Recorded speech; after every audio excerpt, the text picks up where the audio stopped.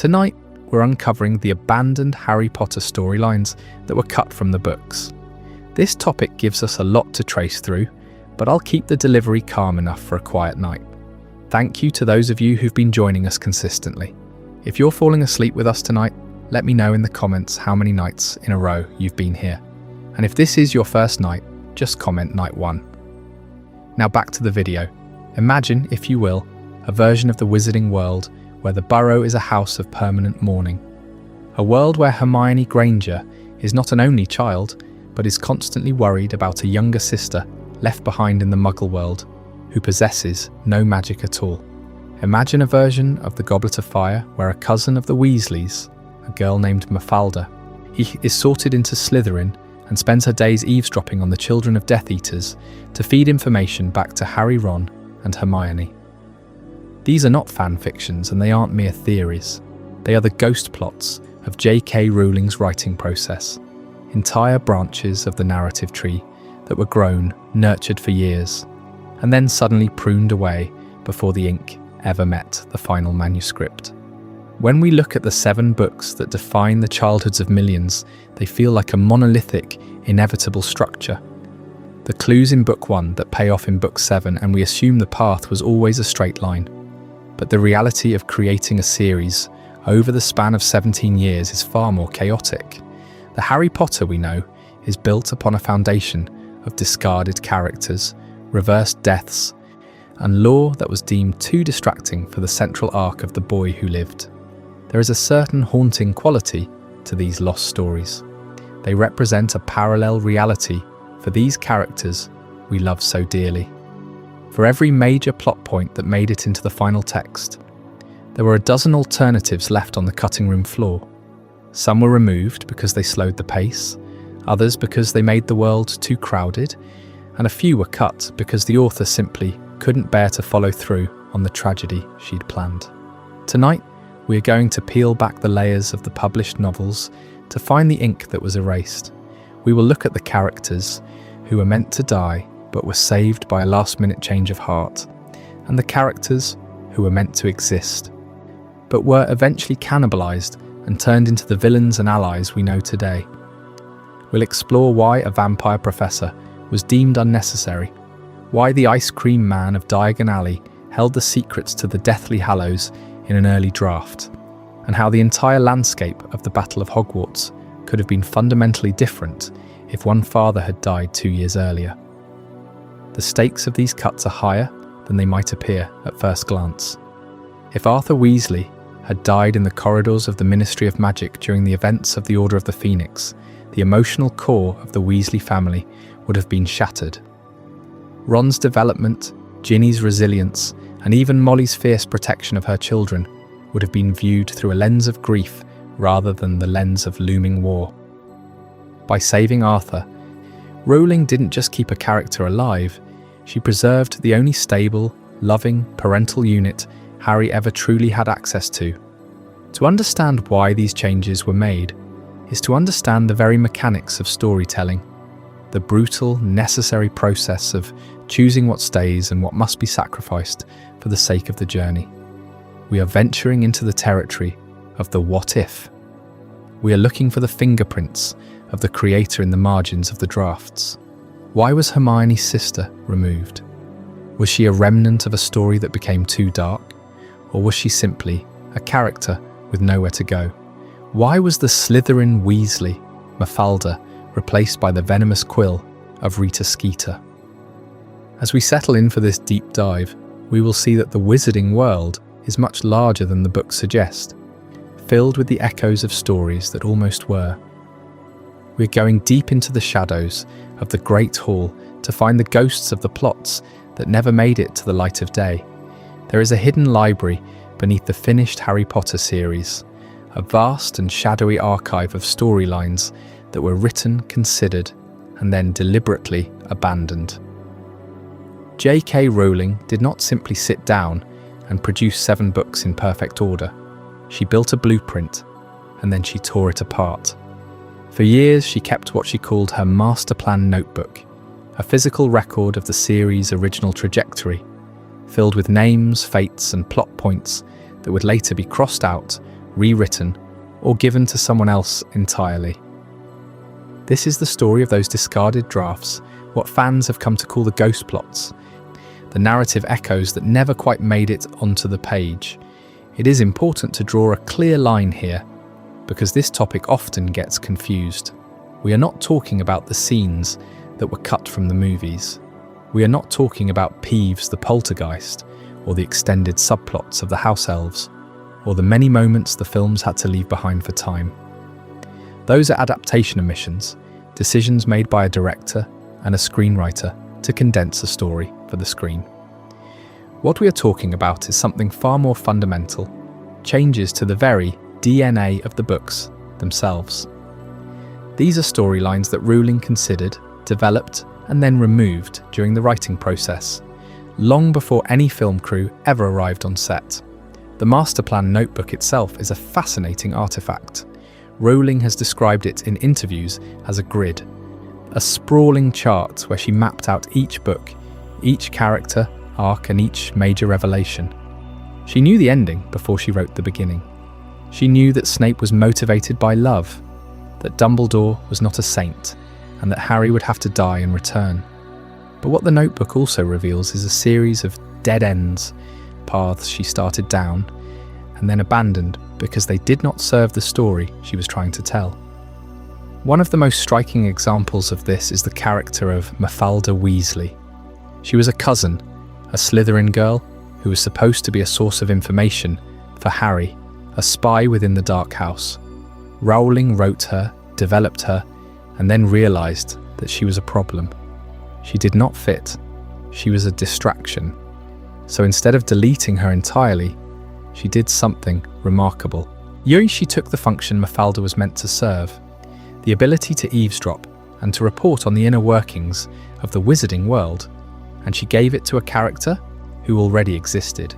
She gave it to Rita Skeeter. This is the key to understanding Rowling's process. She did not always discard an idea, she often recycled it, transferring its purpose to a more established character, making the story stronger by consolidating its energy. Then there is Florian Fortescue, the ice cream shop owner in Diagon Alley. In the finished books, he is a minor figure, a friendly face who disappears after the second novel, but in the original drafts, he was meant to be far more important. He was supposed to hold knowledge, deep lore connected to the Elder Wand and to Ravenclaw's Diadem. Rowling had planned for him to be a source of that crucial information, but she decided that his role was too small to carry that weight, so she reassigned it. She moved that knowledge to the Lovegoods, to Luna and her father, characters who were more central to the narrative, and who could deliver that information in a more organic way. Hermione Granger was almost not an only child. In the early drafts, Rowling considered giving her a younger sister, a character sometimes referred to in fan discussions as Miss Granger. She was going to be a contrast, a way to show Hermione's intensity and her drive by placing her next to a more ordinary sibling. But Rowling abandoned the idea. She realised that Hermione's loneliness, her status as a child of the only family in the wizarding world who did not fit in, was part of what made her who she was. A sister would have diluted that. So she cut her, and the story became tighter for it. There was also a vampire professor. Rowling considered introducing a teacher of the dark arts who was actually a vampire, a character often identified in commentary as Professor Trokar. She thought about it, wrote notes, and then decided that she had nothing new to say about vampire lore. She did not want to introduce a fantastical element just for the sake of having one. If it did not support the main plot, if it did not add something that the story needed, she was willing to let it go. And then there are the minor character threads that were expanded in the drafts. Dean Thomas, for example, had a cutback story about his father. Theodore Nott had a deeper plot significance that was considered and then removed. These are not contradictions. These are ghost plots, storylines that existed in the author's notes, in the margins of the master plan, but that were never canonized in the final text. They are evidence of a writer who was willing to build a world and then tear it down, to create a rich, dense tapestry of possibilities, and then to ruthlessly cut anything that did not serve the central arc. This is what the abandoned storylines reveal about the series. They show us that Rowling was not just a planner, she was an editor. She was willing to kill her darlings, to remove characters she loved, to abandon subplots that were interesting, all in service of keeping the story focused on Harry. The books are not the sum of everything she thought of. They are the sum of everything she chose to keep. And that brings us to one of the most painful decisions she ever made. In one of the most famous near-miss deaths in the entire series. A character who was supposed to die, who was written into the draft of the 5th book, and who was saved at the last moment. That is the story we need to look at next. That is the story of the Weasley who almost wasn't. In the previous chapter, we talked about the ghost plots that haunt the margins of the Harry Potter series. Those discarded drafts and half-formed ideas that J.K. Rowling considered, then set aside. We talked about how the books we know are not the books she first wrote, but the books she chose to keep. And we talked about the difference between something cut from a film and something cut from the very DNA of the story. That distinction matters because tonight we are diving into one of the most famous near-miss deaths in the entire series. A death that was planned, plotted, and then reversed. A death that would have changed everything. The original plan for Arthur Weasley's brutal death in the Department of Mysteries is one of those storylines that Rowling has discussed in interviews, and it haunts the fandom like a spectre. In the early drafts of Order of the Phoenix, Arthur Weasley was supposed to die. He was supposed to be attacked by the serpent Nagini, just as he was in the finished book, but the attack was supposed to be fatal. The Weasley Patriarch was supposed to be killed in the bowels of the Ministry of Magic, and his death was supposed to be a turning point for the entire series. Think about what that would have meant. In the finished book, Arthur survives, but he is badly injured. He spends time in St. Mungo's, and the Weasley family is shaken. But they are not broken. Harry is racked with guilt because he saw the attack through Voldemort's eyes, but he did not act.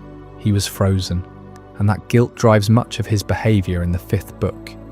But if Arthur had died, that guilt would have been 1,000 times worse. It would have been a guilt that could never be forgiven, a guilt that would have poisoned Harry's relationship with the Weasleys for the rest of the series. And that is the key, how Arthur's survival fundamentally shifted the tone of the final 2 novels. If Arthur had died in Order of the Phoenix, the entire Weasley family dynamic would have been altered.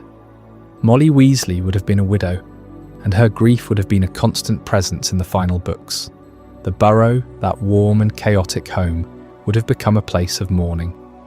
The wedding in Deathly Hallows, that beautiful moment of joy and hope, would have been a funeral. And the Battle of Hogwarts would have been fought by a family that had already lost its heart. Instead, Arthur survived, and that survival allowed the Weasleys to remain a symbol of hope and resilience. They were the family that Harry always wanted, and they were the family that he got. Arthur's survival meant that the Weasleys could be there for Harry in the final books, that they could be his support system, that they could be the ones who stood by him when everything else fell apart. And it meant that the final books could have a tone of hope, even in the midst of darkness. But there is a darker side to this survival. There is a theory, a very compelling theory, that Arthur's life was bought with a price, that the universe of the story demanded a balance, and that balance was paid in blood. The life for a life trade, why Lupin and Tonks died to save the Weasley Patriarch. It is a grim idea, but it is one that many fans have considered. If Arthur was not supposed to die in the Department of Mysteries, then someone else had to die in his place, and that someone else was Remus Lupin and Nymphadora Tonks. Think about the timing. Lupin and Tonks die in the Battle of Hogwarts, just as the war is ending. They die in the final conflict, and their deaths are sudden and brutal. Lupin is killed by Antonin Dolochov, and Tonks is killed by Bellatrix Lestrange. They die fighting, and they leave behind a son, Teddy Lupin, who is orphaned just as Harry was. And that is the connection. If Arthur had died in Order of the Phoenix, then Harry would have been the one who lost a father figure. Instead, it is Teddy who loses his parents, and it is Harry who becomes his godfather. The life for a life trade is not a literal exchange, but it is a narrative one. The story could not afford to lose both Arthur Weasley and Remus Lupin. It could not afford to lose two father figures, two symbols of hope and stability. So one was saved and the other was sacrificed. And that sacrifice, that brutal and necessary sacrifice, is what gives the final books their weight. It is what makes the victory so hard won, and it is what makes the losses so profound. But there is another side to this story, a side that we will explore in the next chapter.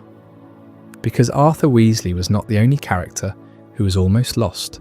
There was another Weasley, a Weasley who was never allowed to exist. A Slytherin Weasley who was cut from the books and repurposed into a character we all know very well. That is the story we will tell next, the story of Mafalda Weasley and the role she was meant to play. But for now, we will sit with Arthur Weasley, and we will remember that his survival is one of the most important decisions J.K. Rowling ever made. The previous chapter left us with Arthur Weasley, standing in the Department of Mysteries, a man whose death was once written in ink before being erased by a last-minute change of heart. That survival, that reprieve, reshaped the entire final act of the series. But what if I told you there was another Weasley, one who never even got the chance to exist? A cousin who was born on the page, lived in the margins of a draft, and then was quietly removed before anyone could meet her. Her name was Mafalda Weasley, and she was meant to be a spy. Mafalda was the daughter of the Pyrites family, a branch of the Weasley lineage that Molly and her brothers came from. In the early drafts of the fourth book, Rowling introduced her as a character who could slip into Slytherin house and listen.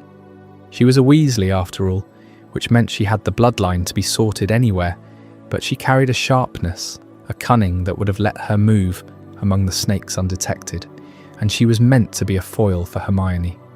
Not a rival in the way of Draco Malfoy, but a mirror. Where Hermione was loud in her intelligence, Mafalda was quiet. Where Hermione demanded to be heard, Mafalda was content to watch. She would have been the one to overhear the whispers of the Death Eater children, to catch the name of a plot before it unfolded. But Rowling found a problem. A child spy, she realised, was too restrictive for the pacing of the fourth book. Mafalda would have needed to be present, to be developed, to be woven into the fabric of the story in a way that demanded time. And time was the one thing the fourth book did not have. It was already the longest in the series, a sprawling epic of the Triwizard Tournament, the return of Voldemort, and the death of Cedric Diggory. There was no room for a slow-burn subplot about a Weasley cousin learning to navigate the politics of Slytherin. So Rowling did what she often did. She took the function and gave it to someone else. That someone else was Rita Skeeter. The journalist became the spy. She became the one who listened, who watched, who used her unregistered animagus form to slip into places no one expected. And in doing so, she took on the role that Mafalda was meant to play, the beetle in the jar, the quill that wrote poison, the woman who traded secrets for power. It was a brilliant repurposing, but it left a ghost behind.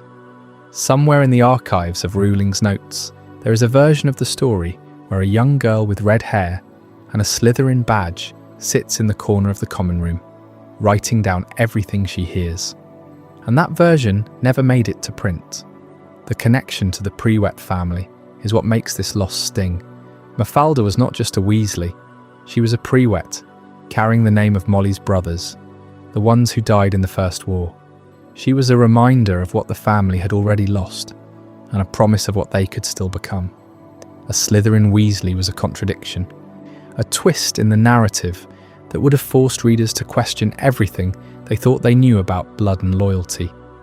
But the story moved on without her, and the fourth book became what it is, a masterpiece of pacing that could not afford one more thread. But what if it could have? What if Mafalda had stayed? That is the question that haunts the next chapter, the one that will follow this thread into the birth of Rita Skeeter. Because the journalist did not just take a role, she took a name. And in the drafts, there is a whisper that Mafalda was not just cut, she was rewritten. The previous chapter left us with Mafalda Weasley, a character who never made it past the drafting stage. But her ghost lingered in the margins of Rowling's notes, and the reason she was cut tells us something profound about how the series evolved. Mafalda was supposed to be a Slytherin, a Weasley cousin who could infiltrate the House of Snakes and report back to the Order. She was a spy, a mole, a source of information that Harry and the others desperately needed. But Rowling realised something crucial as she wrote the fourth book. She didn't need a new character to do that job. She needed a predator. And so, in the summer of 2024, when we look back at the transition from Goblet of Fire to the later books, the birth of Rita Skeeter, not as a simple journalist, but as the narrative function that Mafalda was meant to serve. Rita Skeeter is the information broker, the woman who can get into any room, who can charm secrets out of anyone, who can twist truth into a story that sells. She is not a student rival like Mafalda would have been. She is an adult, a professional, is a woman with a career and a quill that writes itself. And that makes her far more dangerous. Think about the Triwizard Tournament. The entire plot of Goblet of Fire hinges on information. Who knows what? Who can be trusted? Who is leaking secrets to the Dark Lord? The tournament is a puzzle box, and the key to unlocking it is intelligence. Harry needs to know the tasks, to understand the champions, to figure out what is really happening. But he cannot get that information himself. He is a teenager trapped in a school, surrounded by adults who either want to protect him or exploit him. So the story needs an information broker, someone who can move between the worlds of students and teachers, who can speak to the press and the public, who can turn a whisper into a headline. In early drafts, that broker was Mafalda Weasley. She was a cousin, a blood relative, someone who could be trusted. But Rowling realised that trust was the problem. If Mafalda was a Weasley, she would be loyal. She would report to the Order, to Arthur and Molly, to the good side. She would never betray Harry, and that made her too safe. The story needed someone who could be bought, who could be swayed, who could be turned. The story needed a journalist. Rita Skeeter is the condensation of Mafalda. She takes all the narrative functions that the Weasley cousin was supposed to serve, and she distills them into a single, toxic character. She is the spy, the eavesdropper, the one who can get into Slytherin common rooms and charm the truth out of Draco Malfoy. She is the one who can interview the champions and twist their words. She is the one who can write stories that damage reputations, that break alliances, that feed the Dark Lord's hunger for chaos. And she does it all without a wand, without a spell, without a single drop of magic. She does it with words. The transition from Mafalda to Rita is the transition from a student rival to a predatory adult antagonist. Mafalda would have been a peer, a girl in the same year as Harry, someone he could argue with and eventually defeat. But Rita is an adult. She has power that Harry cannot touch. She has a career, a reputation, a network of sources. She can write about him in the Daily Prophet, and the entire wizarding world will read it. She can make him a hero or a villain with a single paragraph, and she can do it without ever facing consequences because she is protected by the very system that is supposed to expose her. That is the information broker trope, and it is one of the tightest narrative devices in the entire series. The Triwizard Tournament is a contest of champions, but it is also a contest of narratives. Who tells the story? Who controls the truth? The tournament is supposed to be a celebration of unity, a gathering of the three great schools, a chance for the next generation to prove themselves. But in Goblet of Fire, it becomes a battlefield of lies. Rita Skeeter is the one who turns it into that. She writes about Harry as a cheat, as a glory seeker, as a boy who does not deserve to be there. She writes about Hermione as a friend who is more than a friend, as a girl who is using Harry for her own ambition. She writes about the tournament itself as a scandal, a disaster, a story that will sell papers. And that is exactly what the plot is: a slow burn. It takes months to unfold, with tasks spaced out across the school year. In between those tasks, the story needs tension. It needs conflict. It needs something to keep the reader turning pages. And Rita Skeeter provides that. She is the engine of the middle of the book, the reason why Harry cannot just relax and train. She is the reason why the other champions distrust him, why the public turns against him, why the Ministry of Magic has to get involved. She is the reason why the story feels real, because in the real world, information is power, and the people who control it are the most dangerous of all. So when we look at Mafalda Weasley, the character who was cut, a ghost, a version of the story that could have been, where a teenage girl in Slytherin House was the one who broke the truth. But Rowling chose a different path. She chose to make that girl a woman, to make her a journalist, to make her a villain who was not a Death Eater, but something worse. A woman who could destroy with a pen what the Dark Lord could only destroy with a wand. And that leads us to the next chapter, where we will meet the sister that Hermione never had, the shadow that was supposed to walk beside her, the girl who would have been her foil and her friend. But she was cut just like Mafalda, and her story was given to someone else. In the last chapter, we watched Rita Skeeter rise from the ashes of a discarded character. We saw how a Weasley cousin, a nosy Slytherin girl named Mafalda, was stripped of her skin and her name and reborn as a beetle on a window pane. But that was not the only family member Rowling considered erasing from the family tree. There was another shadow, one that never even got a first name in the draft. A sister who was never born. Hermione Granger, as we know her, is an only child. She arrives at Hogwarts with a suitcase full of books and a heart full of proving herself. Her parents are dentists, proud and baffled, and they wave her off from King's Cross with a kind of loving confusion. But in the very earliest sketches of the character, in the notes that Rowling scribbled, while the series was still a glimmer in her mind, Hermione was not alone. She had a younger sister, a Muggle sister. This is a detail that feels almost impossible to imagine now. The Hermione we know is so fiercely independent, so singular in her ambition, that the idea of her sharing a bedroom with a sibling feels like a contradiction. But Rowling considered it. She wrote a scene, a planned moment of introduction, that would have taken place on the crowded platform at King's Cross. The scene was meant to be a mirror, a quiet reflection of the moment in the finished book, but with a different weight. In the draft, Hermione's family would have been there. All four of them, her parents, her sister, and Hermione. The sister would have been younger, perhaps by a few years, and she would have been the one who did not have a letter from Hogwarts. She would have been the one standing on the platform, watching the train pull away, while her older sister vanished into a world she could never follow.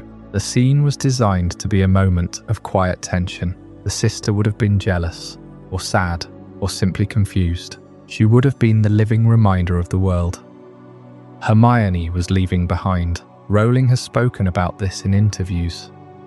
Though the details are often fragmentary, she said that the sister was a way to ground Hermione, to make her choice to enter the magical world feel more like a departure. It was not just a child leaving for boarding school. It was a child leaving her family, her identity, her entire future. The sister was a symbol of the ordinary life that Hermione was rejecting.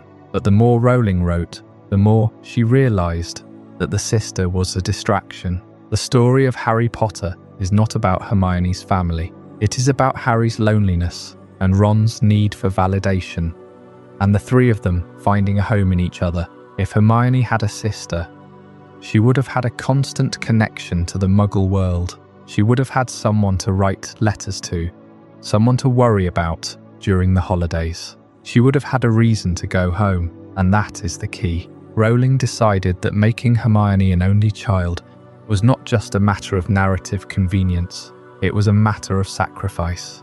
When the Deathly Hallows arrive and the trio is on the run, Hermione does not have a sibling to protect. She does not have a younger sister to worry about, to hide, to keep safe from the Death Eaters. She has only her parents, and she makes the choice to erase them from her own memory. That is a brutal, lonely act. It is a choice that would have been much harder if she had a sister. Imagine the scene in the finished book where Hermione wipes her parents' memories and sends them to Australia. She does it alone. She does not have to explain it to a younger sibling. She does not have to watch her sister cry. She just has to do it. The absence of that sister makes the moment more solitary, more final. It is a sacrifice that only an only child can make. The sister, if she had existed, would have been a complication. She would have been a character that needed her own arc, her own moment of discovery, her own reaction to the magical world. Would she have been jealous? Would she have been resentful? Would she have been proud? These are questions that Rowling did not have to answer, because she chose to cut the thread before it was ever woven. The sister was never given a name in the drafts. Some fans have called her Miss Granger, but that is just a placeholder. She is a ghost, a shadow that never quite formed. She is the sister that Hermione never had to protect, never had to mourn, never had to lose. She is the reason that when Hermione stands on the platform at King's Cross, she is truly alone, and that is the point. The sister was cut because she would have made Hermione's journey less lonely. She would have given her a tether to the ordinary world. She would have made her sacrifice in the final book less profound. Rowling chose to keep Hermione isolated, to keep her as the girl who had no one but herself. But the sister is not the only character who was cut for the sake of focus. There is another, a man who stands behind a counter in Diagon Alley, who was meant to hold a secret that was never his to keep. His name is Florian Fortescue, and he sells ice cream. But in the drafts, he was the keeper of a much older, much darker story. And that story, the story of the Ice Cream Man's secret, is the one we will uncover next. We left off with Hermione's shadow sister, a quiet ghost in the King's Cross station of Rowling's early drafts, a character who never got to exist. But that kind of deletion, where a person is simply erased from the family tree, is only one way a storyline can vanish. There is another, stranger path, where a character remains in the books, but their purpose is hollowed out, stripped away, and given to someone else entirely. And that brings us to the Ice Cream Man. Florian Fortescue runs a little shop in Diagon Alley, and in the finished Harry Potter series, he is barely a footnote. He appears in Harry Potter and the Prisoner of Azkaban, where he offers Harry free Sundays every half hour and helps him with his homework on medieval witch burnings. It is a charming detail, a bit of warmth in a cold summer, and then he disappears. By Harry Potter and the Chamber of Secrets, he is gone, his shop shuttered, and we never learn what happened to him. But in the early drafts, Florian Fortescue was not a minor character. He was a key provider of historical lore, a man who knew the deep, dangerous secrets of wizarding history, and he was supposed to be the one to tell Harry about the Elder Wand. Think about that for a moment. The Elder Wand, the most powerful wand in existence, the one that passes from hand to hand through centuries of bloodshed and betrayal. That story, that entire thread of the Deathly Hallows, was originally going to be delivered by a man who sells ice cream. It is a strange juxtaposition, the cold sweetness of a strawberry cone and the cold brutality of a wand that killed its masters. Florian Fortescue was meant to be a historian, a scholar of the dark arts, a keeper of the kind of knowledge that Dumbledore hoards and Voldemort hunts. And in the draft, he was not just a source of information, he was a victim. The abandoned subplot involved Fortescue's kidnapping. Sometime between his appearance in Prisoner of Azkaban and the later books, he was taken, pulled from his shop, and his disappearance was supposed to be a mystery that Harry would eventually solve. And the reason for his kidnapping was the Elder Wand. Voldemort, or perhaps some earlier agent the Dark Lord, wanted what Fortescue knew. They wanted the history of the wand, the lineage of its owners, the secret of its power. And Fortescue was a man who could talk, or rather, a man who could be made to talk. But Rowling made a choice. She cut the kidnapping. She cut the entire thread of Fortescue's knowledge. And she did not just delete it. She split it. The role of the historical informant, the one who doles out the deep lore of the wizarding world, was broken into two pieces and given to two very different characters. One piece went to Phineas Nigellus Black, the former headmaster of Hogwarts, whose portrait hangs in the headmaster's office and whose snide, dismissive voice provides a surprising amount of context about the school's history. The other piece went to the Lovegoods, specifically to Xenophilius Lovegood, the eccentric editor of the Quibbler, who in the finished books is the one who tells Harry about the Deathly Hallows, about the Elder Wand, about the Resurrection Stone, about the Cloak of Invisibility. It is a fascinating reassignment. Phineas Nigellus is a ghost of the past, a man who was already dead, so his knowledge is safe. It cannot be kidnapped, cannot be tortured out of him. And Xenophilius Lovegood is a man on the edge, a father desperate for his daughter, a man who will trade information for hope. He is a much more complex character than a simple ice cream vendor. His story has weight, his knowledge has cost, his betrayal has meaning. Fortescue, by contrast, was just a man with a shop and a scoop. His lore was interesting, but his character was thin. So Rowling took his function and gave it to people who could carry it with more narrative gravity. But the question lingers. What happened to Florin Fortescue in the finished books? He is just gone. His shop is empty. And in the world of Harry Potter, that kind of silence usually means death. There is a theory, a quiet one among fans, that he was taken by the Death Eaters, that he was one of the many casualties of the First War or the Second, that his disappearance was a sign of the times, a small tragedy that the books never had time to mourn. But the truth is, he was not killed by Voldemort. He was killed by the Edit. He was a plot point that Rowling decided she did not need, and so she left him in the text as a loose thread, a name that never gets a resolution, a face that never gets a story, and that is the Ice Cream Man's secret. He was never meant to be just a man. He was meant to be a bridge, a link between the history of the wizarding world and the present of Harry's quest. But the bridge was dismantled, the pieces were given to a portrait and a conspiracy theorist, and Fortescue was left standing on the other side, alone, with his Sundays and his silence. Now, if you think that is a strange fate for a character, wait until you hear about the Vampire Professor. The previous chapter, the one about the Ice Cream Man's secret, left us standing in a Diagon alley that was almost very different. Florian Fortescue, the kindly shopkeeper with the free samples, was originally meant to be a key provider of historical lore, a man who knew the secrets of the Elder Wand and the Diadem of Ravenclaw, but his knowledge was reassigned, his kidnapping abandoned, and he became a footnote in a larger story. That pattern of taking a character, pulling their threads, and weaving them into someone else is one of the most fascinating aspects of how these books were built, and it brings us to a figure who never even got that much, a figure who exists only as a name in a margin, a ghost in the staff room, the Vampire Professor. There is a mystery that surrounds the staff table at Hogwarts, a mystery that has nothing to do with the empty chair, where the defense against the dark arts professor always seems to be leaving. It is the mystery of a teacher who was never hired, a professor who never even made it to the first feast. His name was Professor Troccar, and he was a vampire. You have never heard that name before, and there is a very good reason for that.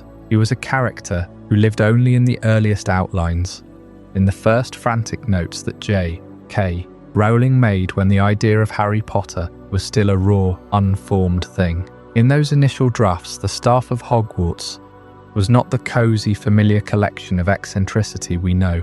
It was a stranger place, a more dangerous place, and it included a creature of the night. The idea of a vampire teacher is not a silly one. It fits perfectly with the gothic, slightly menacing tone of the early books. A vampire professor would have been a perfect addition to the faculty, a dark mirror to the kindly Professor Lupin. a figure who could teach the history of dark creatures from a perspective that was not entirely academic. But Rowling hesitated. She looked at the landscape of children's literature, and she saw that it was already crowded with vampires. They were everywhere, they were in everything, and she felt that the vampire trope, as she later put it, was overdone. It was a word she used with a kind of weary finality. She did not want to add to the pile. She did not want to be just another author who put a vampire in a school. She wanted her monsters to be her own. And so Professor Trocar was abandoned. He was not killed off in a dramatic scene. He was not reassigned to a different role. He was simply removed. The name was struck from the list. The character was left to rot in the margins of a notebook. But the idea, the essence of the idea, did not die completely. It was too good to waste. The concept of a vampire at a wizarding party.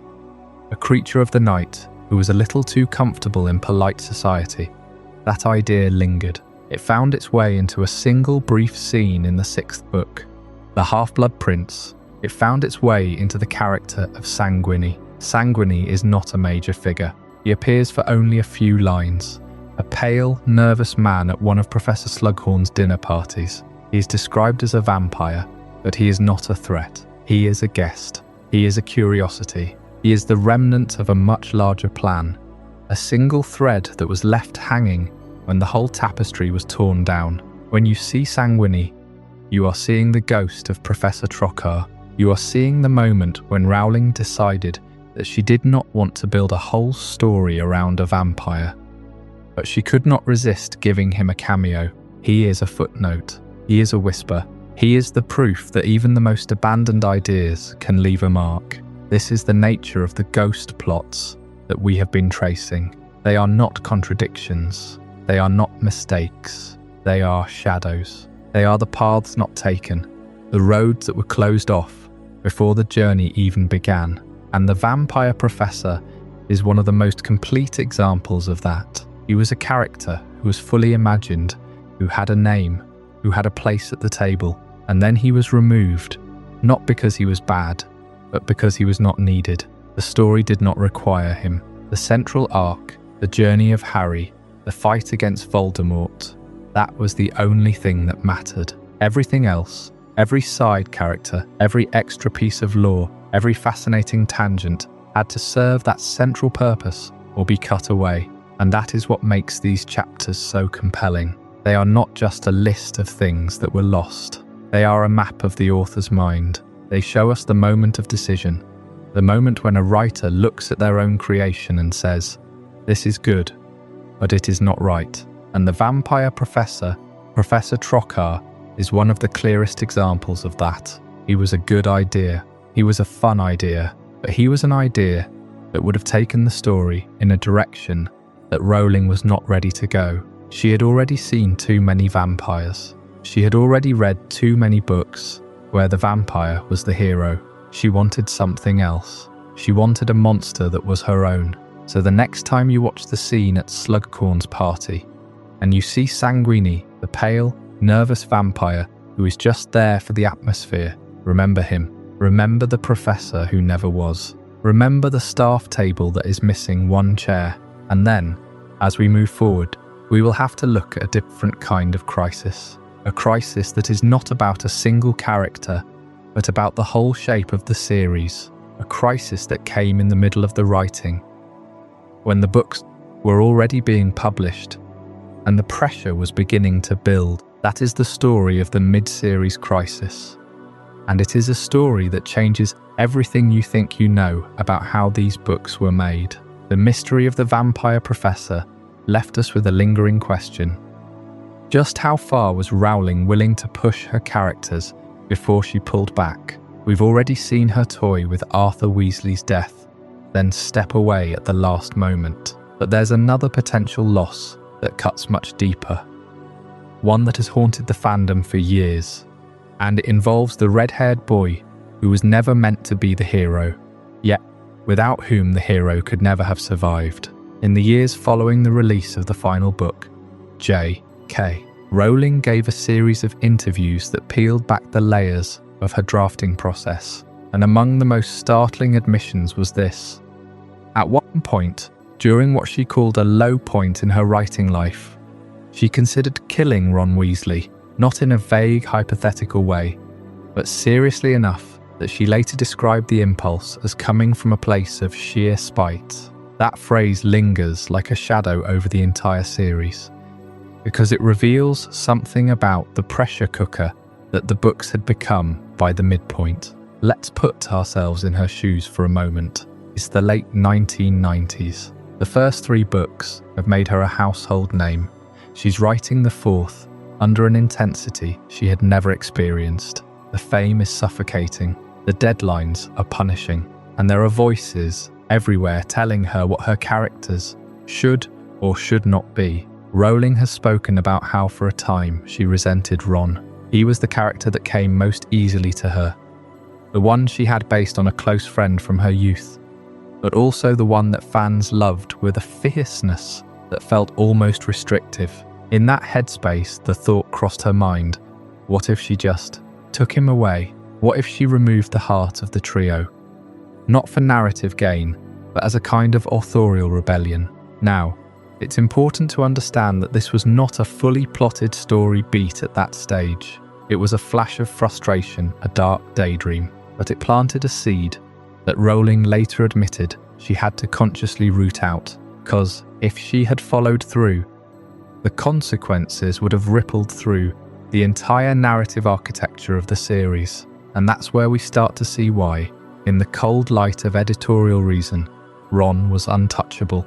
Let's consider the narrative consequences of losing a member of the Golden Trio halfway through the journey. Harry is the protagonist, the lens through which the wizarding world.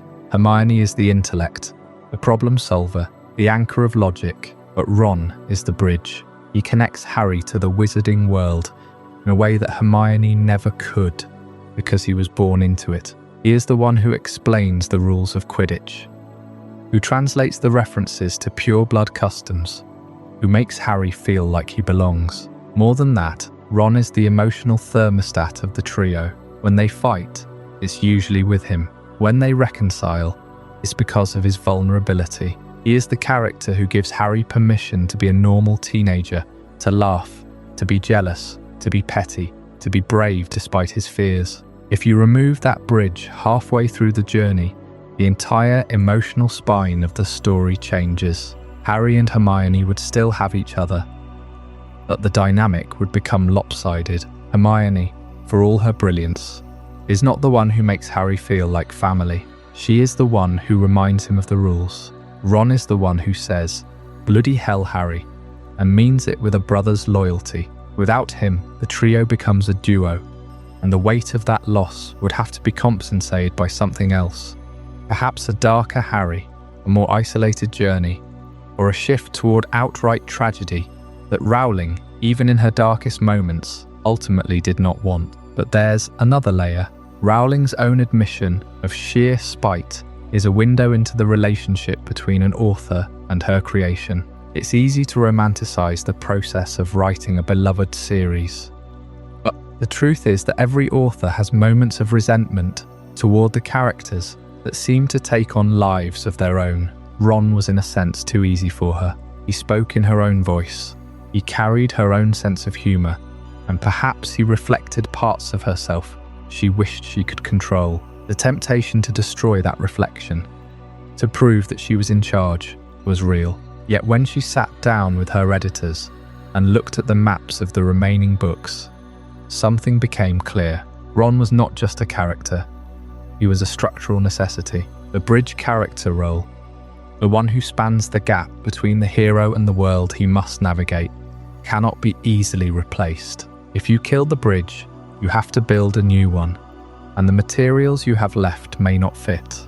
Rowling's editorial team, and later her own disciplined sense of story, saw that killing Ron would force a rewrite of the entire second half of the series. It would mean reshaping the Horcrux hunt, the final battle, and the very meaning of Harry's sacrifice. In the end, that cost was too high, so Ron lived. But the fact that he almost died, that the thought ever entered the author's mind, changes how we read those early books. Every time Ron saves Harry from the basilisk, Every time he stands up on a broken leg in a giant chess match, every time he returns from the Locket's vision, we are reading a story that almost lost its anchor. There is a ghost of a novel where Ron's death becomes the inciting incident for Harry's final isolation, where the middle books take a turn into a much bleaker territory. That novel does not exist, but its shadow is there in the tension between the pages. And that tension brings us to another fragment of the Lost Drafts, a storyline that involves a character whose father was cut from the finished series, a backstory that never made it past the early outlines. It is a thread that, if followed, would have revealed a hidden past connecting one of Harry's classmates to a tragedy Harry himself felt. That story, The Secret of Dean Thomas, is a reminder that even the minor characters carried whole worlds within them. Worlds that Rowling chose to leave unwritten. But we'll step into that world next and see just how close we came to knowing Dean Thomas in a way we never did. We ended the last chapter on a dark note, talking about the moment J.K. Rowling considered killing Ron Weasley, and the sheer spite that nearly drove her to shatter the trio. That was a crisis born from the pressures of fame and a grueling writing schedule. But tonight we are stepping back, way back to a different kind of crisis. One that was solved not by a last-minute reprieve from death, but by a quiet, almost invisible, act of narrative surgery. We are talking about the secret of Dean Thomas. You know Dean. He is Harry's dorm mate, the boy with the dark skin and the talent for drawing. He is the one who hangs the West Ham United poster over his bed. He is a constant, friendly presence in Gryffindor Tower, but for 6 books, he is almost a ghost. We know he is there, him in the background, but we never really learn who he is, and that is entirely by design. In J.K. Rowling's earliest drafts, Dean Thomas was not a ghost. He was a mystery, a major one. His story was meant to be one of the great revelations of Harry Potter and the Chamber of Secrets. Think about that book for a moment. The core plot is about uncovering the identity of the Heir of Slytherin, a mystery that hinges on blood status. It is the book where we first learn the word mudblood, where the entire wizarding world's obsession with pure lineage is laid bare. And right in the middle of that, Rowling had planted a seed for Dean. The backstory she had drafted was extensive. It was about his father. Dean never knew his father. He was raised by his mother, a muggle, and he always assumed that was the full picture, but the truth was far more complicated. In Rowling's notes, Dean's father was a wizard, a powerful one. He had been a member of the original Death Eater Circle, the inner ring that followed Voldemort in his first rise to power. But unlike so many others, he did not go quietly. When the Dark Lord called, Dean's father refused. He chose to walk away. This was not a simple act of cowardice. It was a death sentence. Voldemort did not tolerate desertion. The Death Eaters who survived the First War were either the loyal, the clever, or the ones who could prove they had been under the Imperius curse. Dean's father had no such excuse. He had refused, openly and defiantly, and for that he was hunted. He was killed. He was one of the first casualties of the war, a man erased from history so completely that even his own son never knew his name. That was the secret. Dean Thomas was a half-blood. His father was a wizard who died for his principles, and his mother was a muggle who raised him in ignorance of the entire world he was about to enter. It was a perfect mirror to Harry's own story. Both of them were orphans. Both of them were raised by muggles. Both of them had a parent who fought and died against Voldemort. The revelation was meant to come in the Chamber of Secrets, probably through a conversation with Hagrid, or a moment of quiet discovery in the common room. It would have been the moment Dean realised why he could see the Strolls, why he had that strange sense of magic he could never explain. It was his birthright, but it never made it into the book. Why? The answer is the same reason so many of these stories were cut: pacing, focus. The Chamber of Secrets is already a dense book. It has the Polyjuice potion, the petrification of Mrs. Norris, the haunting message on the wall, the discovery of Tom Riddle's diary. It is a mystery that is already working on multiple levels. To add Dean's full backstory, to introduce his father as a character, to explain the history of his refusal and his murder, would have been a detour. It would have been a subplot that required its own resolution, and Rowling realised that the story of a father who refused to join the Death Eaters was a story that already belonged to someone else. It belonged to Neville Longbottom. Think about the arc that Neville gets. He is the boy whose parents were tortured into madness. He is the boy who was raised by his grandmother, who carries the weight of a prophecy that was never his. He is the one who, in Order of the Phoenix, finally confronts the truth of his parents' fate. He is the one who stands up to the Death Eaters, who pulls the sword of Gryffindor from the hat, who leads the rebellion in the final book. Neville's entire journey is about living up to a legacy that was forced upon him. His father was not a deserter, he was a martyr. That is the key. Dean's story was about a father who made a choice, a brave, defiant choice to say no. But Neville's story is about a father who had no choice, who was taken, who was destroyed by the very thing he fought against. One is a story of agency, the other is a story of tragedy. And for the themes of the series, for the arc that Rowling was building, tragedy was the stronger note. The story of a man who refused the dark mark is powerful, but the story of a man who was broken by it, who was erased so completely that his son could never even grieve him, that is the story that cuts deeper. So Dean's father was cut. The secret of his lineage was never revealed. He remains a half-blood in the text, but it is a detail that is never explored. We know he is there, we know he exists, but we never learn why. It is a ghost plot, a story that was written, then unwritten, then reassigned, and it is a perfect example of how Rowling's mind worked. She did not throw ideas away, she recycled them. She took the raw material of one character's tragedy and gave it to another character who could use it better. That is the secret of Dean Thomas. It is not a story that was lost. It is a story that was saved for a better moment. And in a way, it is a story that still exists. It is just hiding in the margins, waiting for someone to notice the space where it used to be. Next, we are going to look at another file, another character who was almost given a plot, but whose story was left to wither on the vine. We are going to open the Theodore Nott files, and that is where things get truly strange. From the secrets of Dean Thomas's bloodline, we move deeper into the shadows of Slytherin House, where another character's entire arc was nearly rewritten, then quietly folded into the margins. Theodore Nott, a name that appears in a few scattered scenes, but never the one J.K. Rowling originally wrote for him. There was a moment in the early drafts of Order of the Phoenix where Harry and Theodore share a carriage to Hogwarts, and it is the only time in the entire series where a Slytherin student truly sees Harry's grief. The scene was cut before it ever reached the printed page, but what survived in the author's notes is a fascinating glimpse of what might have been.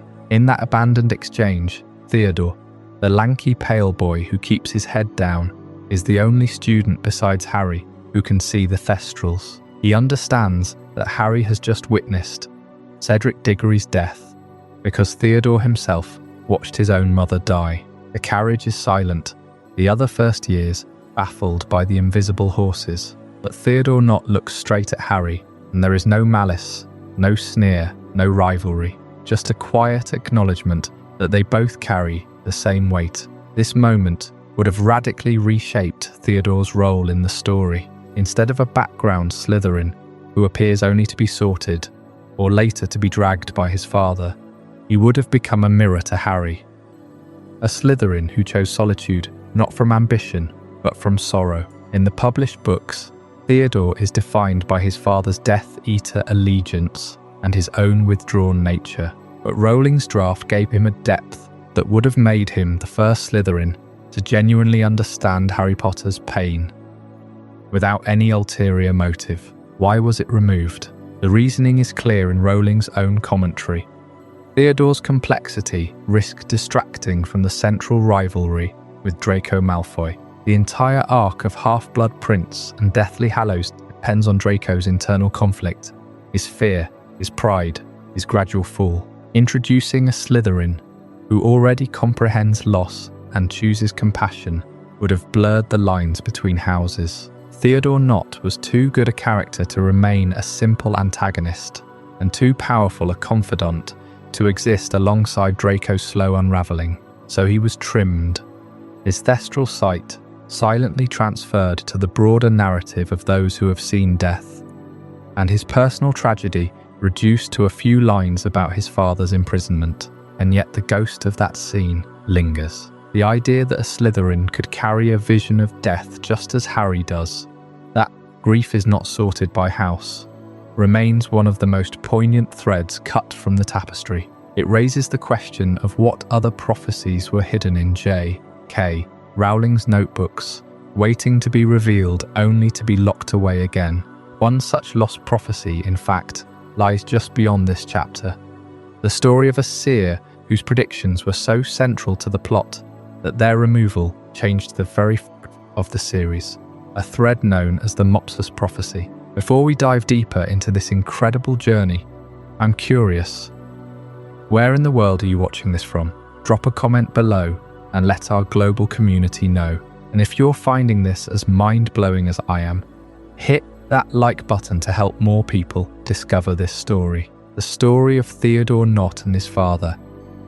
The scene that could have given us a window into the Death Eater families from the inside was a thread that Rowling chose to pull loose. It was a moment of quiet grief, of a boy who could see thestrals, who understood loss in a way that Harry himself understood. But that cut, that removal, was part of a much larger pattern of revision, and it brings us now to one of the most fascinating ghosts in the entire series, the blind wizard who saw everything, and the woman who saw nothing at all. In the earliest drafts of the Harry Potter story, before the world knew the name Sybil Trelawney, there was another seer. His name was Mopsus, and he was not a fraud. He was not a charlatan. He was not a woman who spent her days peering into crystal balls and predicting doom with a theatrical flourish. Mopsus was a blind wizard, and his blindness was not a weakness. It was a gift. In the mythology that Rowling was building before she began to shape the final narrative, Mopsus possessed genuine powers of divination. He could see the future, not with his eyes, but with a clarity that no sighted person could match. He was a figure of quiet authority, a prophet whose words carried weight, whose every prediction was a thread woven into the tapestry of what was to come.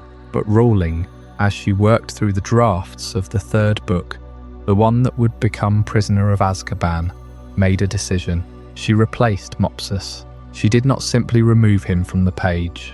She replaced him with Sybil Trelawney, and the choice was deliberate. And it was brilliant. Trelawney, as she appears in the finished books, is a study in comedic irony. She is a woman who believes in her own mystique, who drapes herself in shawls and speaks in a voice of exaggerated portent, who sees omens in every teacup and every stray piece of toast. She is a parody of the fortune teller, the kind of character that the reader is meant to laugh at, to dismiss, to roll their eyes at. And yet, in the midst of all that performance, all that theatrical nonsense, she delivers a prophecy that changes everything. That is the irony. That is the ripple effect. Rowling took the genuine seer, the blind wizard, who could have been a source of steady, reliable guidance, and she replaced him with a woman who is, for all intents and purposes, a fraud. But the fraud, in the moment that matters most, speaks the truth. The prophecy that Sybil Trelawney gives to Dumbledore in the Hogshead, the one that sets the entire series into motion, the one that names the one who can defeat the Dark Lord.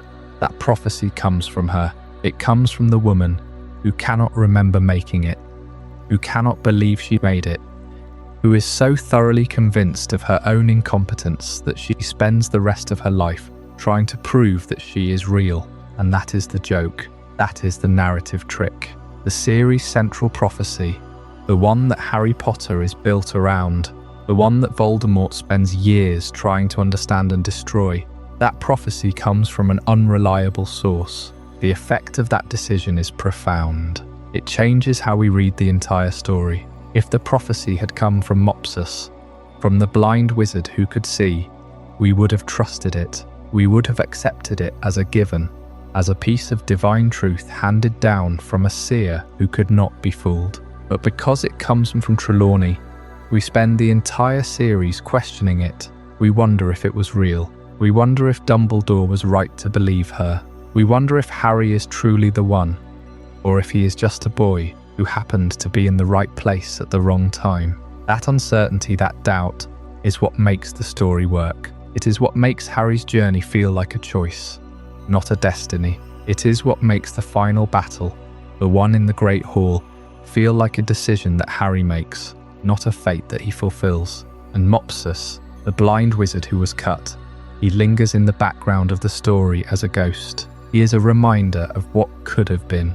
If Rowling had kept him, if she had given the prophecy to a seer who could not be doubted, the story would have lost its edge. It would have lost its irony. It would have lost the sense that the most important truth in the world can come from the most unlikely source. Trelawney, for all her flaws, for all her fraudulence, is the one who speaks the truth, and that is the point. The ripple effect of that decision, of making the series' central prophecy come from an unreliable source. It extends beyond the prophecy itself. It touches every character who tries to understand it. It touches Dumbledore, who chooses to believe it. It touches Voldemort, who chooses to fear it. It touches Harry, who spends his entire childhood wondering if he is the one, or if he is just a boy who survived. And it touches us, the readers, who spend 7 books trying to decide if we believe in prophecy at all. The blind wizard Mopsus, who possessed genuine powers of divination in those early drafts. He is a ghost of a different kind of story. He is a ghost of a story where the truth is clear, where the path is straight, where the seer speaks, and the world listens. But Rowling chose the other path. She chose the path of irony. She chose the path of the fraud who speaks the truth. And that choice, that revision, is what makes the series what it is. As we move forward, as we continue to trace the abandoned threads of the Harry Potter story, we will find ourselves in the company of the original Death Eaters, the ones who were not the masked figures of the later books, but the ones who were there from the beginning, the ones who were cut, the ones who were changed, the ones who were rewritten. The story of the Death Eaters, as it was first imagined, is a story that we have not yet fully uncovered, and it is a story that will change how you see the entire series. We ended the last chapter with Mopsus, the blind prophet who saw the future too clearly, and the strange irony that Rowling replaced him with a fraud. But that replacement tells us something important about how she built her world. She was not just cutting characters for the sake of it. She was rethinking what kind of magic she wanted to show. And that brings us to the very first Death Eaters. Before they were Death Eaters, they had another name. In the earliest drafts, the group that would become Voldemort's inner circle was called the Knights of Walpurgis. The name itself is a clue. Walpurgis Night is a European folk tradition, a night when witches were said to gather on mountaintops, a kind of dark Sabbath. Rowling was reaching for something older and more ritualistic than the political gang she eventually wrote. These were not just wizards who wanted power.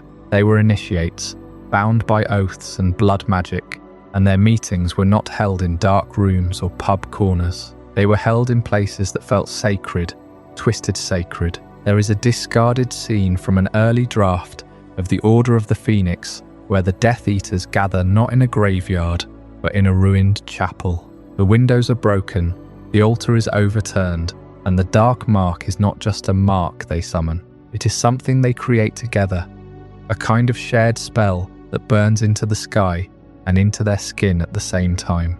In that version, the mark is not a brand Voldemort gives them. It is a symbol they choose, and the choosing is a ceremony. They cut their hands, they speak a name that is not Voldemort, and the mark appears as a scar that never fades. Rowling cut it because it felt too close to real-world cults, and she worried it would make the Death Eaters seem more sympathetic than she wanted.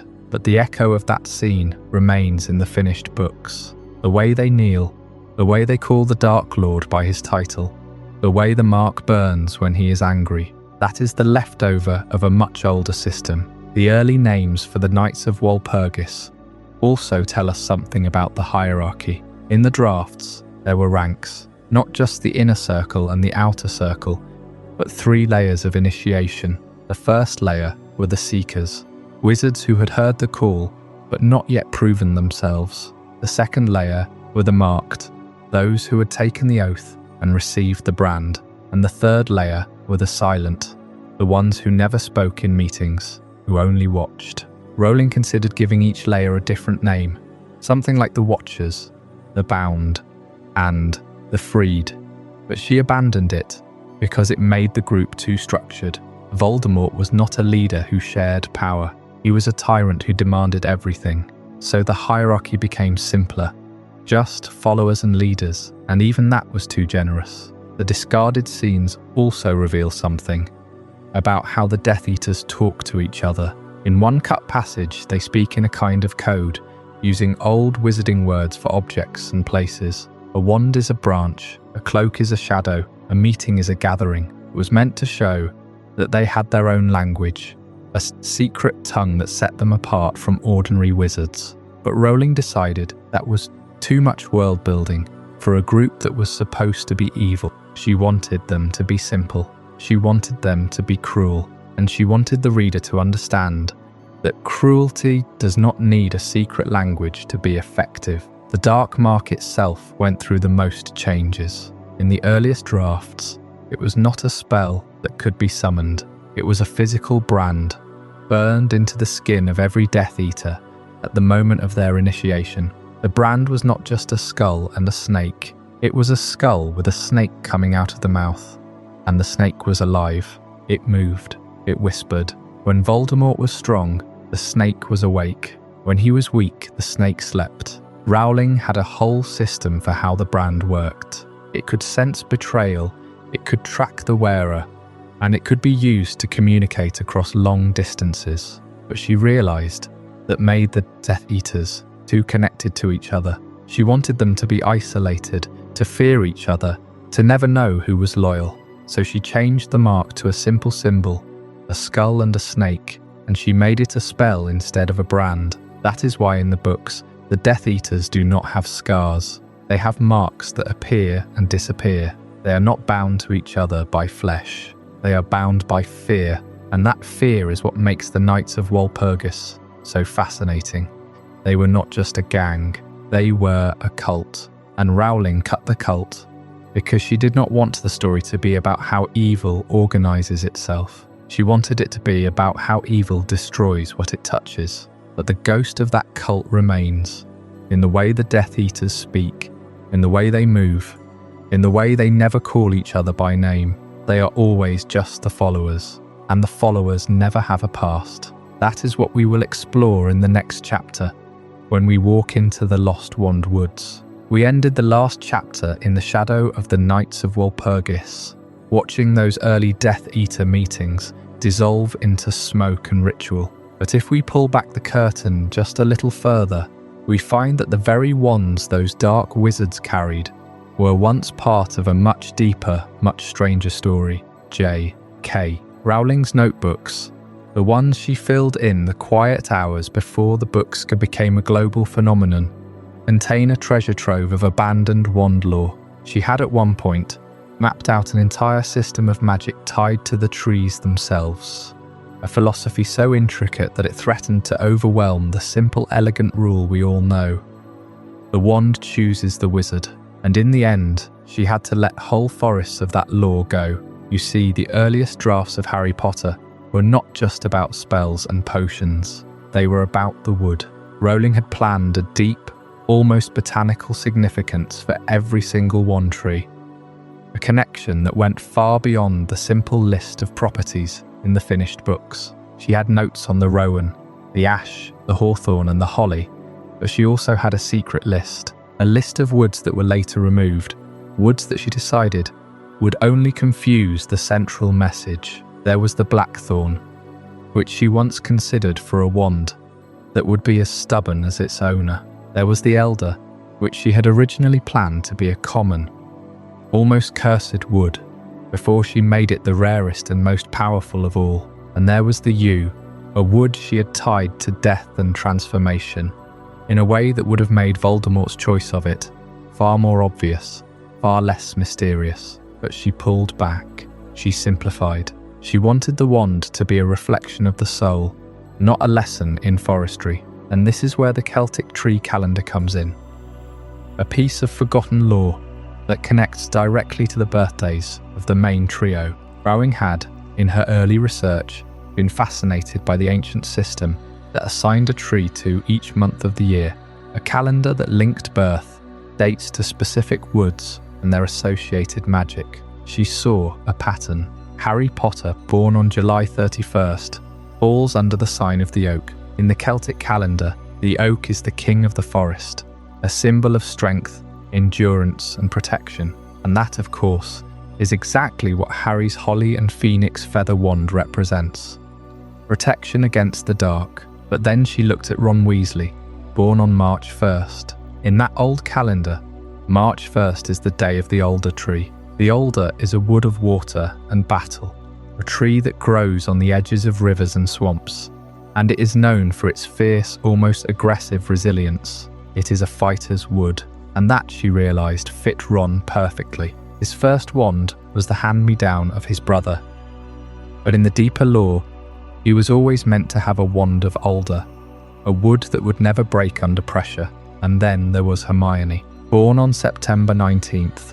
She falls under the sign of the vine, a wood that is not a tree at all, but a twisting climbing plant that seeks knowledge and light. In the Celtic calendar, the vine is the wood of the seer, the scholar, the one who must wrap herself around the truth to grow. And that too was a perfect match. But Rowling had a problem. She had built this entire system, this entire hidden layer of meaning, and she realised that it was too much. If she published the Celtic tree calendar as the true source of wand lore, then every reader would start looking for the tree of their own birthday. They would start asking why their own wand was made of a certain wood, and the mystery would be lost. The wand chooses the wizard, she had written, and she had to mean it. So she cut the calendar. She cut the deep significance of the specific tree species. She left only the faintest echo of it in the books, a whisper in the description of a few wands, a hint in the way the Elder Wand was treated, and in her abandoned notes, the entire forest of the Lost Wandwoods remains, a ghost of a system that could have been, a secret that she chose to keep for herself. It is a strange thing to think of those notebooks, to think of Rowling sitting at her desk, surrounded by pages of tree lore, deciding that the story was better served by a single, simple truth than by 1,000 complex ones. She wanted the wand to be a mystery. She wanted it to be a choice. And in the end, she let the woods of the Celtic calendar fall away, leaving only the holly, the yew, the vine, and the alder to stand as silent witnesses to the birthdays they were never allowed to claim.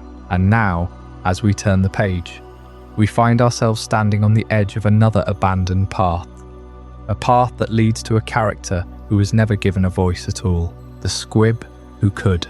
In the last chapter, we wandered through the Lost Wandwoods, tracing the tree species that Rowling once considered central to her magic system before she stripped them away for simplicity. That act of pruning, of cutting back a forest of lore to leave only the essential branches, is a pattern that runs through the entire series. And nowhere is that pattern more telling than in the story of the Squib Who Could. Early in the drafting process, before the world of Harry Potter was fully set, Rowling played with a character who was born without magic, a squib, but who refused to accept that fate. This character was not content to live in the shadow of the wizarding world, to work as a caretaker or a shopkeeper while watching others wield wands. No, this squib wanted to attend Hogwarts, to sit in the Great Hall and learn the secrets of transfiguration and charms, and they were willing to use dark magic to get there. The early drafts are fragmentary, but the intent is clear. Rowling imagined a squib who had discovered a forbidden ritual, something that could simulate magical ability, by drawing on a source that was not their own. It was a dangerous idea, a kind of magical theft, where the squib would siphon power from a living creature, or perhaps from the very castle itself. It was a story about desperation, about the lengths someone without magic would go to in order to belong, and it was a story that Rowling ultimately decided was too dark, or perhaps too distracting, for the world she was building. But the idea did not die. It was refined, reshaped, and eventually it found a home in a character who is easy to overlook. Argus Filch, the grumpy caretaker of Hogwarts, the man who is always muttering about students and longing for a time when punishments were harsher. Filch is a squib, and we know that he knows it. He feels the sting of it every day as he walks past classrooms where magic is taught, as he polishes floors that were cleaned by spells moments before he arrived, and Rowling gave him a secret. In the second book, Harry discovers a letter from Filch, a letter that is part of a correspondence course. Quickspell, a company that promises to teach magic to squibs. That letter is a joke, a moment of pathos that makes us laugh and then feel a little guilty for laughing.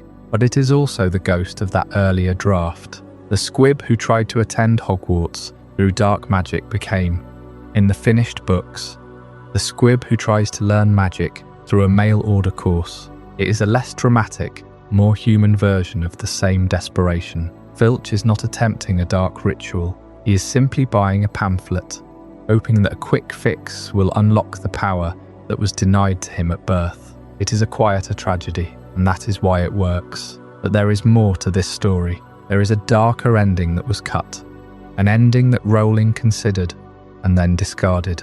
In the early drafts, that squib character, the one who tried to use dark magic to enter Hogwarts, was not a background figure. They were going to be part of the Battle of Hogwarts. They were going to stand on the side of the Death Eaters, not out of belief in Voldemort's cause, but out of a bitter, twisted anger at the world that had rejected them. A squib who had been denied magic, who had tried to steal it, and who had failed, would have had every reason to hate the wizards, who had everything he wanted.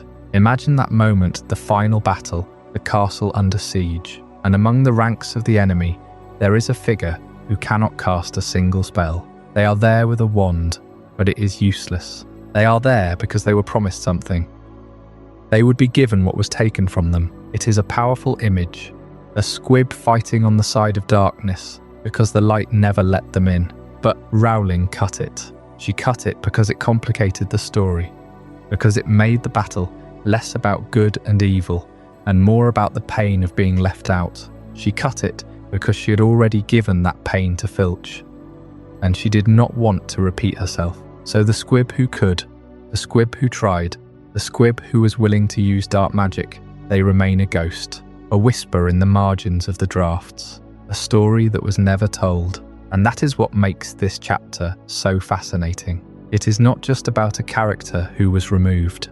It is about a character who was transformed, who was given a smaller, sadder life, so that the larger story could stay focused. Filch with his quickspell letter is a reminder of that. A reminder that even in the finished books, there are echoes of the stories that were cut away. And that brings us to the next chapter, to the hunt for something that was lost. The Ravenclaw diadem, the lost crown of Rowena Ravenclaw, was not always going to be a Horcrux. In the early drafts, it was a different kind of object, a different kind of quest, and the story of how it was found, and how it was hidden, and how it was nearly destroyed, is a story that Rowling almost told in a very different way. The last chapter ended with a squib who tried to force his way into Hogwarts through dark magic, a thread that eventually hardened into Filch's pathetic quickspell obsession.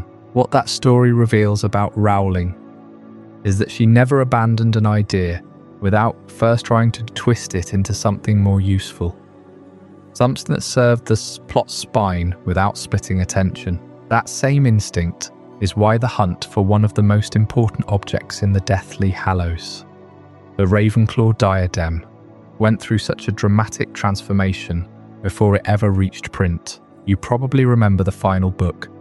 Harry and Hermione sneak into the Room of Requirement, Find the diadem crammed on a bust and destroy it with a basilisk fang. It feels clean, efficient, a logical hiding place for a Horcrux that was already being used as a hiding place for contraband. But Rowling had originally mapped out a much longer, more winding path to that same diadem, one that would have taken Harry out of Hogwarts entirely and into a forest in Albania.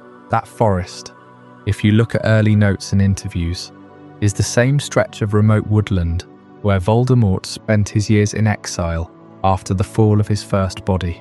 It was not just any forest.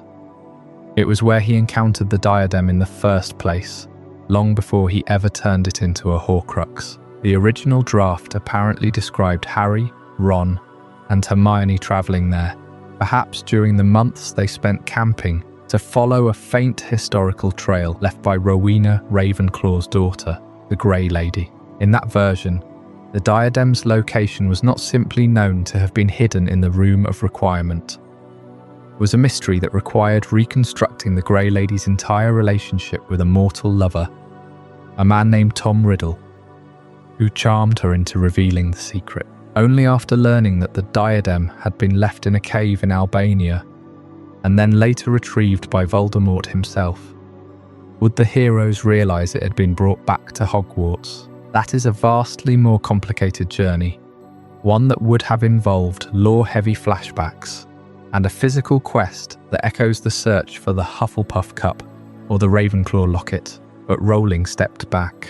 She recognised that sending the trio on a separate expedition to Albania, on top of everything else in the final book, would have stretched the pacing too thin. The forest scenes might have been beautiful, dense, eerie, full of echoes of what Voldemort had been in his weakest moments. But they would have pulled the narrative away from Hogwarts, the sanctuary that Harry needed to return to for the final confrontation. So she made a quiet but devastating cut. The entire Albania sequence was abandoned, and the diadem's location was simplified to the Room of Requirement. Why was that choice more efficient? Because the Room of Requirement already had narrative weight. It was a place Harry and his friends had used for years, a space that could conceal anything, including a lost diadem that Tom Riddle had hidden there decades earlier while still a student. By collapsing the location into a single scene, Rowling did not lose the emotional resonance. She concentrated it. The diadem became less about geography and more about the irony that Voldemort had hidden a piece of his soul in the same room where Dumbledore's army had trained to fight him. Yet the abandoned Albania forest remains a tantalizing ghost plot. What might we have seen there? Perhaps a confrontation with remnants of Voldemort's past.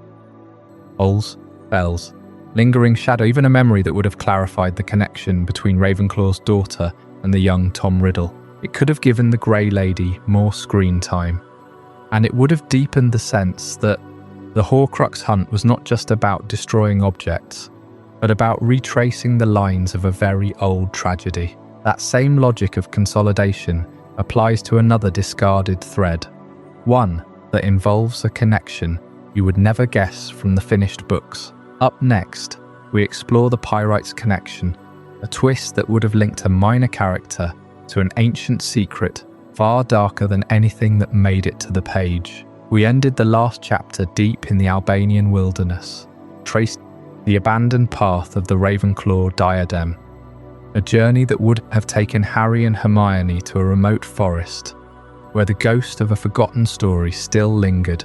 But that was a cut for the final book, a trimming of the map.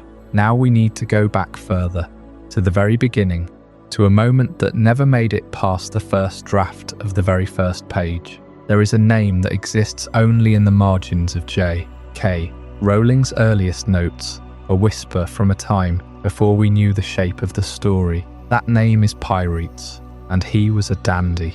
Imagine a Death Eater who did not wear the ragged black robes of a terrorist or the snarling mask of a fanatic. Imagine a man who walked into the opening scene of not in a hood, but in white silk gloves. Pyrites was that figure. He was polished, was a villain of style, of presentation, of a certain kind of aristocratic cruelty that had nothing to do with the mud and the blood of the battlefield. He was a dandy, and in those early drafts, he was the one who met Sirius Black. This is a strange thought, isn't it?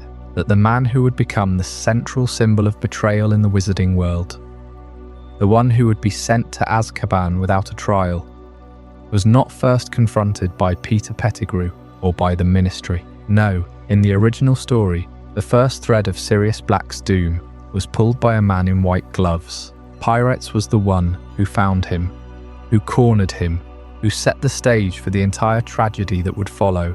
He was the polished villain who delivered the news that would shatter the Potters. But why was he cut? Why did this figure, so carefully described in the early notes, vanish from the opening of the book? The answer is not that he was a bad character.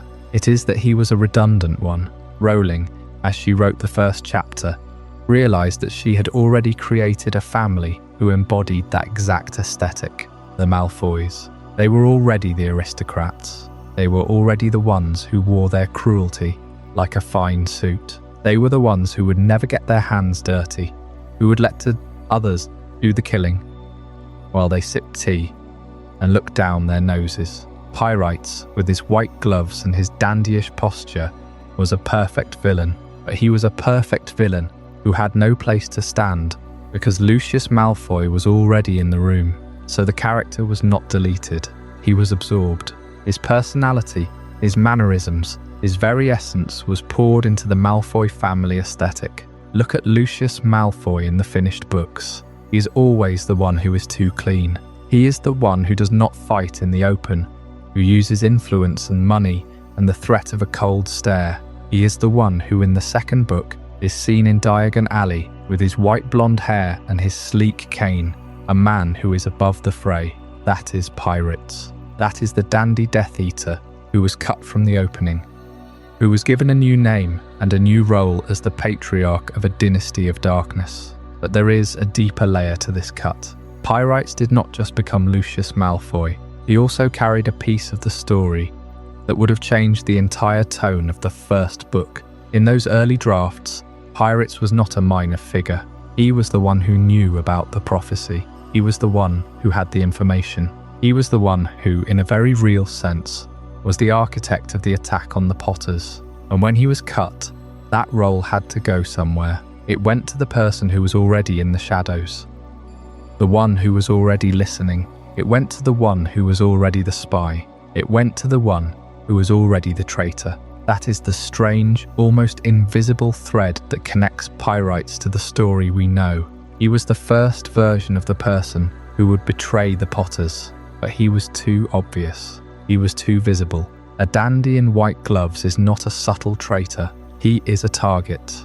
Rowling needed the betrayal to come from somewhere deeper, from someone who was not a villain in a suit, but a friend in a cloak. So Pyrites was cut, and his function was split. The aesthetic of the dandy went to the Malfoys. The role of the betrayer went to Peter Pettigrew, and the story became something else entirely. It is a strange thing to think about.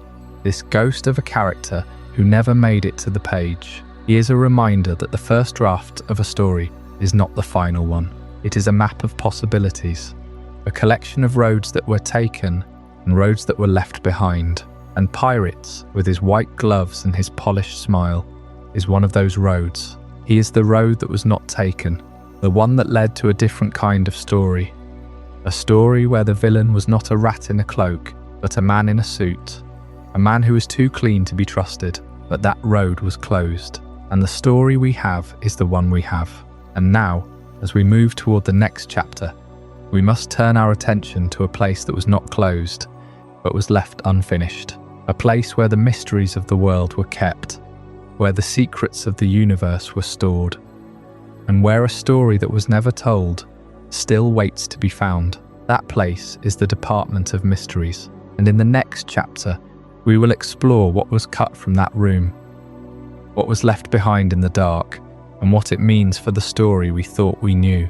We ended the last chapter with Pyrites, that polished villain in white silk gloves, a ghost of a character who never made it past the early drafts of the Philosopher's Stone. But if you think that was a strange cut, a mere trimming of a minor player from the margins, then you are not ready for what Rowling had planned for the heart of the Order of the Phoenix. Because while Pyrites was a dandy who met Sirius in a deleted scene, the Department of Mysteries was a labyrinth of entire rooms that were gutted from the final book. Spaces so bizarre and so conceptually dense that they would have shifted the entire tone of that climax. We are talking about the Room of Veils and the Brain Room and the original, far more lethal consequences for Ron Weasley. Let me take you back to that moment in the narrative when Harry, Ron, and Hermione first step through the black door and into the circular room with the moving walls. In the published book, that room is a whirlwind of doors and prophecies, a library of glass orbs that spin them into a chase. But in the earliest drafts, that was only the beginning. Rowling had designed a series of chambers that were not just storage for prophecies, they were experiments. They were philosophical traps. The first of these was the Room of Veils, and it was cut for time because it was too surreal, too slow, and too terrifying for the pace of the chase. Imagine a room that is not a room at all. It is a vast dark space, and the only light comes from a faint glow at the centre. And in that centre, there is not a shelf or a door. There is a single veil, a curtain of black silk that hangs from nothing, that moves in a wind that does not exist. And when you step close to it, you hear whispers, not voices, not words, but the sound of something breathing on the other side. The veil is a boundary between the living and the dead, and in the original concept, this was not just a metaphor, it was a doorway that the Death Eaters were trying to open. That room was meant to be a place of terrible stillness, where the characters had to resist the pull of the fabric, the urge to step through and see what was on the other side. It was a test of will, and it was cut because it slowed the story down to a crawl. It asked too many questions that the plot did not have time to answer. But the Room of Veils was not the only casualty. There was also the Brain Room, and this one was far more dangerous. In the final book, a tank of brains, floating in green liquid that shoot out tendrils of thought and memory. Ron gets hit by one, and he is pulled into a trance where he sees things that are not his own. He sees the Ministry, and he sees a woman who is not his mother. It is a strange moment, but it is brief. It is a warning. But in the original concept, that room was not a warning. It was a death sentence. The brains were not just memory tendrils. They were living thoughts. They were the collected consciousness of people who... And they did not just show you a memory. They tried to replace your mind. They tried to fill you with so many voices that you would forget who you were. And Ron, in that early draft, did not just get a little dizzy. He was nearly lost. He was nearly consumed by the thoughts of a stranger. And it took a full minute of Harry and Hermione fighting to pull him back. It was a moment of genuine horror.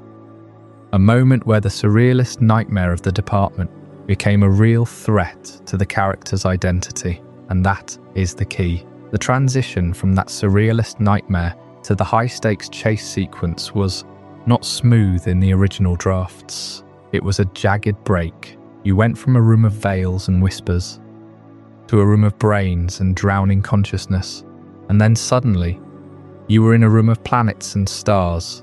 And the Death Eaters were not just chasing you, they were trying to break the universe. The chase in the final book is fast, it is frantic, it is a sprint through doors. But the original chase was a crawl through the mind. It was a journey through the very fabric of what it means to be alive.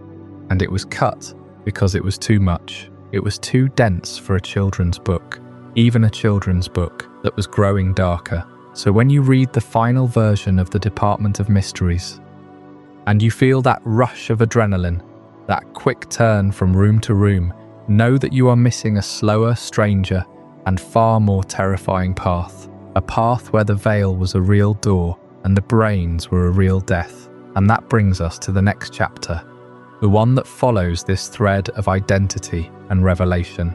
Because if the Department of Mysteries was a place where the boundaries of self were tested, then the Half-Blood Prince's identity is the final answer to that question. Who was he really?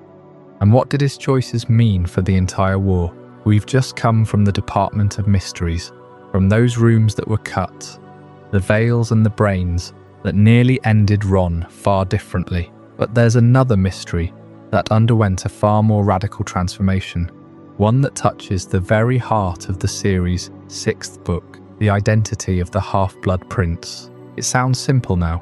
Severus Snape, the bitter potions master, the man who loved Lily Evans, the spy who died by the Dark Lord Snake. But that was not always the plan.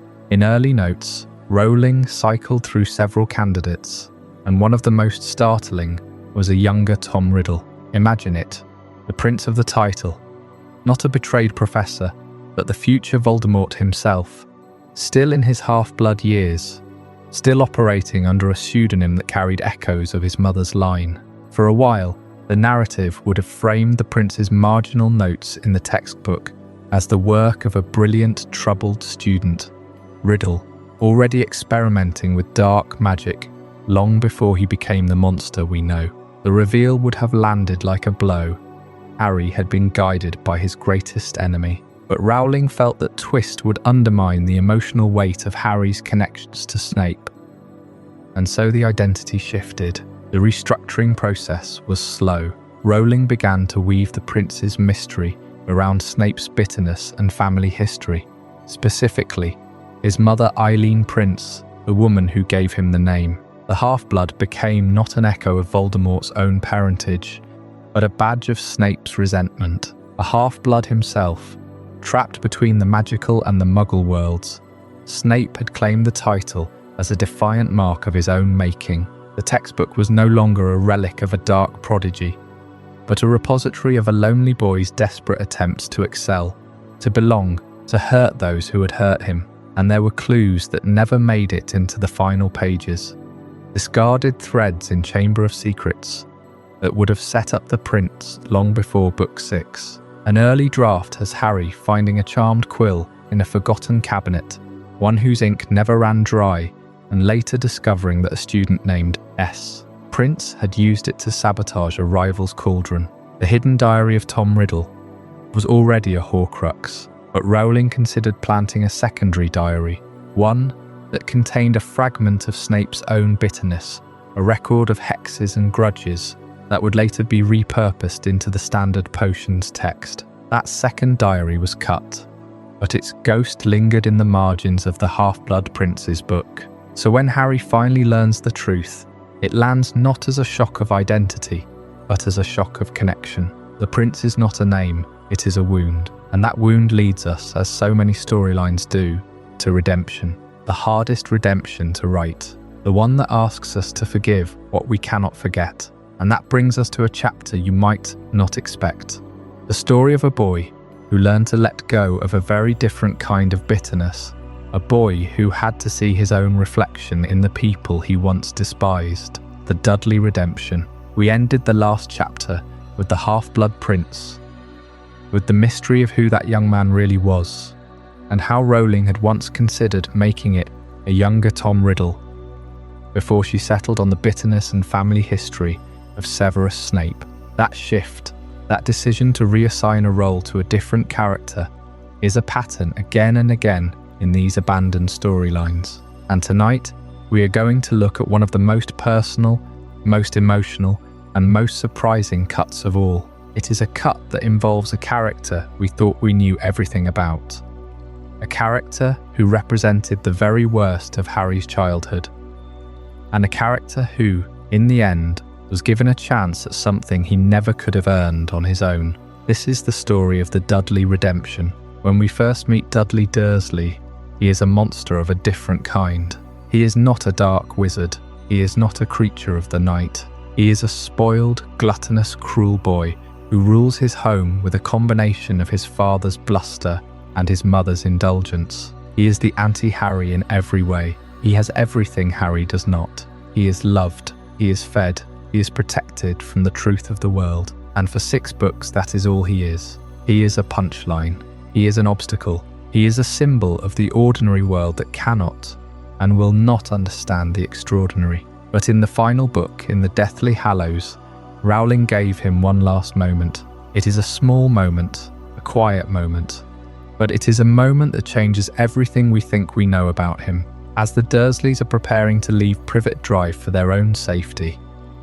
As they are being escorted away by members of the Order, Dudley does something that shocks Harry. He does not shake his hand. He does not apologise. He does not offer a tearful goodbye. Instead, he looks at Harry and he says something that, for a boy like Dudley, is almost impossible. He says, "I don't think you're a waste of space." It is a small sentence. It is a small admission. But for a boy who has spent his entire life believing that his cousin is nothing, that his cousin is less than nothing, it is a monumental step, and it is the last of him. He leaves, and he is gone from the story. And for years, that was the end of it. That was the end of the Dursley story. But it was not the end of what Rowling had planned. In the early drafts of the Deathly Hallows, there was a scene that never made it into the final book. It was a scene that took place years after the war, years after Harry had become a father himself. And in that scene, we would have seen Dudley again. We would have seen him as a grown man, as a father, as someone who had finally truly broken free from the shadow of his parents. And we would have seen him with a child who was magical. The idea was simple, and it was devastating. Rowling had always been clear about one thing. The Dursleys were a dead end. They were a family so determined to be normal, so determined to be ordinary, that they had stamped out every trace of anything unusual. They had forced Dudley to be a bully. They had forced him to be cruel. They had forced him to be the worst version of himself. And they had done it because they were terrified. Terrified that if they let any of that strange, wild, impossible magic into their lives, it would destroy them. And so they had built a wall of denial, a wall of hatred, a wall of fear. And that wall had kept out Harry, but it had not kept out everything. In the cutscene, we would have learned that Dudley, despite everything, despite all the years of being told that magic was a lie, that magic was a disease, that magic was something to be ashamed of, had fathered a child who was a witch or a wizard, and we would have seen him come to terms with it. We would have seen him, this man who had once been the biggest, loudest, most terrifying boy in the world, reduced to a quiet, humble, desperate father. We would have seen him ask for help. We would have seen him ask for advice. And we would have seen him, for the first time in his life, look at Harry not as a freak, not as a threat, but as a brother. It was a beautiful idea. It was a redemption arc that would have taken everything we thought we knew about Dudley and turned it on its head.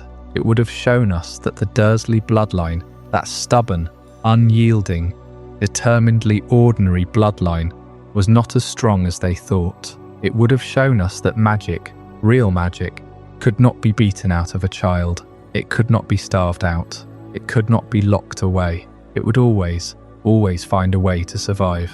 But Rowling cut it. She cut it for a reason that is both simple and profound. She cut it because she realised that if she showed us that magic could survive in the Dursley bloodline, then she would be undermining the very thing she had spent 7 books building. She had spent 7 books telling us that the Dursleys were the worst kind of muggles, not because they were ordinary, but because they were willfully ignorant, they were willfully cruel, they were willfully blind. And she had spent 7 books telling us that the only way to survive that kind of family was to leave, to walk away, to never look back. If she had given Dudley a magical child, she would have been giving him a second chance. She would have been giving him a way back into the world he had rejected, and she did not want to do that. She did not want to give him a redemption that came so easily. She did not want to give him a path that was paved by his child, not by his own choices. She wanted him to earn it. She wanted him to have to work for it. And she knew, deep down, that the Dudley we saw in the final book, the Dudley who could barely say a single kind word to his cousin, was not ready for that kind of redemption. And so she left him with that one moment, that one sentence. "I don't think you're a waste of space." It was not a full redemption. It was not a full apology. But it was a start. It was the first crack in the wall, and it was enough. The evolution of that final goodbye from a cold departure to a moment of growth, is one of the most subtle and beautiful things in the entire series. In the early drafts, the Dursleys were simply driven away. They were taken to a safe house. They were told to keep their heads down, and they were gone. There was no goodbye. There was no acknowledgement. There was just a door closing and a car driving away. But Rowling, as she revised, realised that she could not let them go like that. She could not let the Dursleys, who had been so central to Harry's pain, so central to his isolation, simply vanish without a trace. She needed to give them a moment. She needed to give them a chance to be human, and so she wrote that scene. The scene where Dudley, with his parents watching, with his mother and father, standing there in their perfect, terrified silence, reaches out. He does not say much. He does not say, "I am sorry." He does not say, "I love you." He says, "I don't think you're a waste of space." And it is the most honest thing he has ever said. It is not a lie. It is not a compliment. It is a statement of fact. He has spent his entire life thinking that Harry is a waste of space. He has spent his entire life believing that his cousin is a burden, a freak, a thing to be ashamed of. And in that moment, he realizes that he is wrong. He realizes that Harry is not a waste of space. He is a person. He is a boy. He is a brother. And that is all the redemption he gets. That is all the redemption he needs. Because the truth is, the Dursley bloodline was never going to survive. It was never going to survive because it was built on a lie. It was built on the idea that being normal, being ordinary, being small was the only way to be safe. And that lie, that terrible, suffocating lie, was the only thing they had. It was the only thing they could pass on. And when Dudley, for one brief moment, saw through it, he broke it. He broke the chain. He broke the curse. And he walked away. He walked away into a world that he would never understand. A world that he would never be a part of. But a world that he had, for one moment, acknowledged. And that was enough. It is a strange thing to think about what could have been. It is a strange thing to think about a world where Dudley Dursley, the boy who had once beaten Harry with a stick, the boy who had once locked him in a cupboard, the boy who had once made him believe that he was nothing, becomes a father to a child who is everything he was not, a child who is brave and kind and strange and wonderful, a child who is magic. But that world does not exist. It does not exist because Rowling chose to leave it behind. She chose to leave it in the drafts. She chose to leave it in the notes. She chose to leave it as a ghost, a whisper, a possibility that never was. And in doing so, she made a choice. She chose to let Dudley be what he was. She chose to let him be a boy who grew up, who changed, who learned, but who never ever got to come back. And that is the real tragedy. That is the real loss. Because the Dudley Redemption, the full, complete, glorious Dudley Redemption, was never written. It was never spoken. It was never allowed to be. And so we are left with that one moment, that one sentence, that one tiny, fragile, beautiful moment. And we are left to wonder, what would it have been like? What would it have been like to see Dudley, years later, standing in the doorway of a house he did not recognise, holding the hand of a child he did not understand, and looking at Harry with eyes that were no longer afraid? What would it have been like to see him say, not with words but with his whole body, "I am sorry. I am sorry for everything. I am sorry for being what I was. And I am grateful. I am grateful that you are what you are."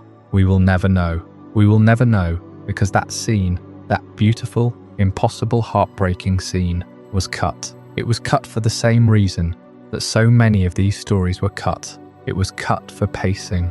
It was cut for focus. It was cut because it did not fit. It did not fit into the tight, clean, perfect arc of the final book. It did not fit because it was too much. It was too much emotion. It was too much hope.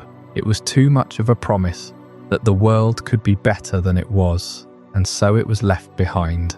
It was left behind with all the other ghosts, with all the other stories that never were. But it is not forgotten. It is not forgotten because we, the readers, the fans, the people who have spent our lives in this world, we remember. We remember that there was a moment A single tiny, fragile moment where Dudley Dursley, the boy who had been the worst of us, became the best of us. He became the one who saw. He became the one who understood. He became the one who, in the end, was not a waste of space. And that is enough. That is more than enough. And now, as we prepare to leave this chapter, as we prepare to close the book on the Dursleys for the last time, we must turn our attention to another ghost, another story that was left behind, another character who was given a moment and then taken away, because in the next chapter, we will be looking at a ghost who was never allowed to be anything more than a shadow, a ghost who haunted the halls of Hogwarts, who was cut from the films, who was left behind in the drafts, and who in the end became something else entirely. We will be looking at the Ghost of Peeves. I hope you're as amazed by this as I am. If you want to stay updated on more content like this, make sure to subscribe and join our community of curious minds. Trust me, what's coming next will challenge everything you thought you knew. We ended the last chapter with a quiet, almost saddening thought, didn't we? The idea that magic, in all its wonder and chaos, could never truly take root in the Dursley bloodline. That was a cut scene from the final book. A moment where Rowling looked at the family she had created and decided, ultimately, that their story was one of rejection, not redemption. But tonight, we are not talking about the living. Tonight, we are talking about the dead, or more accurately, the not quite dead. The thing that haunts the halls of Hogwarts, that throws walking sticks at students, and fills the air with a laughter that is not quite human. Tonight, we are talking about the Ghost of Peeves. There is a strange thing about Peeves. If you stop and think about it for a moment, he is one of the most memorable characters in the entire series. A poltergeist who is less a spirit of the dead and more a spirit of pure, concentrated chaos. But in the finished books, his origins are almost completely glossed over. We know he was never a person. We know he is a manifestation of the castle's own mischievous energy, a kind of living, breathing prank that has existed for centuries. But J.K. Rowling, in her early drafts and her companion material, had a much deeper story for him. A story that was abandoned, cut and left to drift in the margins of her notes. And that story, the one we almost got, is far more interesting than the simple, chaotic poltergeist we all know. In those early drafts, Peeves was not just a random spirit. He was a specific creation, born from a very specific moment in Hogwarts history. The story goes that he was not a ghost at all, but a manifestation of the accumulated frustration and rebellion of a group of students who had been wronged. It is a dark thought, is it not, that the laughter of Peeves, the constant, unending noise, is not just a joke, it is a cry from a time when the castle was not the safe haven we know. In the abandoned backstory, Peeves was the result of a single cruel act by a long-forgotten headmaster, a headmaster who had a particular hatred for a certain kind of student, a student who was too clever, too independent, too much of a threat to the order he wanted to maintain. That headmaster, in a fit of rage, did something that left a mark on the very stones of the castle. And from that mark, from that wound, Peeves was born. But the most fascinating part of this cut storyline is not just his origin, it is his relationship with the Bloody Baron. The Bloody Baron, the Slytherin ghost, the one who is covered in silver bloodstains and who is feared by almost every other spirit in the castle. In the finished books, we know that the Baron is the only ghost who can control Peeves. He is the only one who can make him stop, who can silence his laughter with a single dark look. But why? Why does a poltergeist, a being of pure chaos, listen to a ghost who is so clearly tormented? The answer, in the abandoned drafts, is a story of hierarchy, a story of how the castle's spirit world is not just a random collection of souls, but a society with its own rules, its own debts, its own power structures. In the cut interactions, the Bloody Baron did not just scare Peeves. He had a claim on him. The Baron, in his own life, had been a student at Hogwarts during the very same era when Peeves was born. He had been a witness to the cruelty that created the poltergeist, and in his death, in his eternal state of guilt and rage, The Baron had taken on a responsibility. He had become the keeper of that chaos. He had bound himself to Peeves, not out of friendship, but out of a kind of dark contract. The Baron's own crime, the one that led to his death, was tied to that same headmaster. He had killed the woman he loved, the woman who was a victim of that same cruelty, and in his guilt, he had sworn to keep the poltergeist contained, to make sure that the laughter, the noise, the chaos never spread beyond the halls. It was a duty, a punishment, a penance, and Peeves in his own way understood that. He respected the Baron's power, not because he was afraid of him, but because the Baron was the only one who could match his own level of darkness. And this is where the story takes a turn that is truly heartbreaking. In the final book, in the Battle of Hogwarts, Peeves is there. He is throwing things. He is causing chaos. He is helping the students fight against the Death Eaters. But in the abandoned drafts, his role was much, much smaller. And the reason for that reduction is not what you might think. It is not that Rowling ran out of time, or that she wanted to focus on other characters. No, the reason Peeves was cut from the final battle is because his story, the one that was abandoned, was too dark. It was too tied to the bloody Baron's own tragedy. In the early drafts, Peeves was not just a helper, he was a weapon that the Baron could only use once, and only in the most desperate of moments. And in the final edit, that moment was removed. The Baron, in the original plan, was supposed to release Peeves from his contract. He was supposed to let go of his guilt, to let the poltergeist be free. And in that moment, Peeves would have done something that no other ghost could do. He would have attacked the Death Eaters, not just with objects, but with a kind of spiritual force, a force that could tear apart the very fabric of the castle. But Rowling, in her final edit, decided that this was too much. It was too complex, too tied to a backstory that would have required pages and pages of explanation. She wanted the Battle of Hogwarts to be a moment of pure action, of pure emotion, not a moment of deep, dark lore. So she cut it. She reduced Peeves to a simple, funny presence, a poltergeist who throws things and laughs. And in doing so, she left the Bloody Baron's story incomplete. We never see him release Peeves. We never see him find peace. We never see the moment when the ghost of the poltergeist and the ghost of the murderer finally understand each other. And that is the tragedy of the Ghost of Peeves. He is not just a joke. He is a wound that was never fully healed, a story that was never fully told.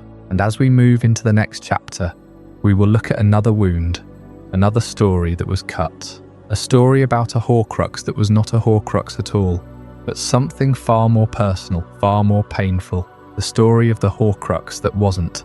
We ended the last chapter with Peeves, that chaotic spirit who never quite got the backstory he deserved, and the Bloody Baron's cut explanation for how the castle's hierarchy really worked. That kind of abandoned lore is exactly what we're digging into tonight.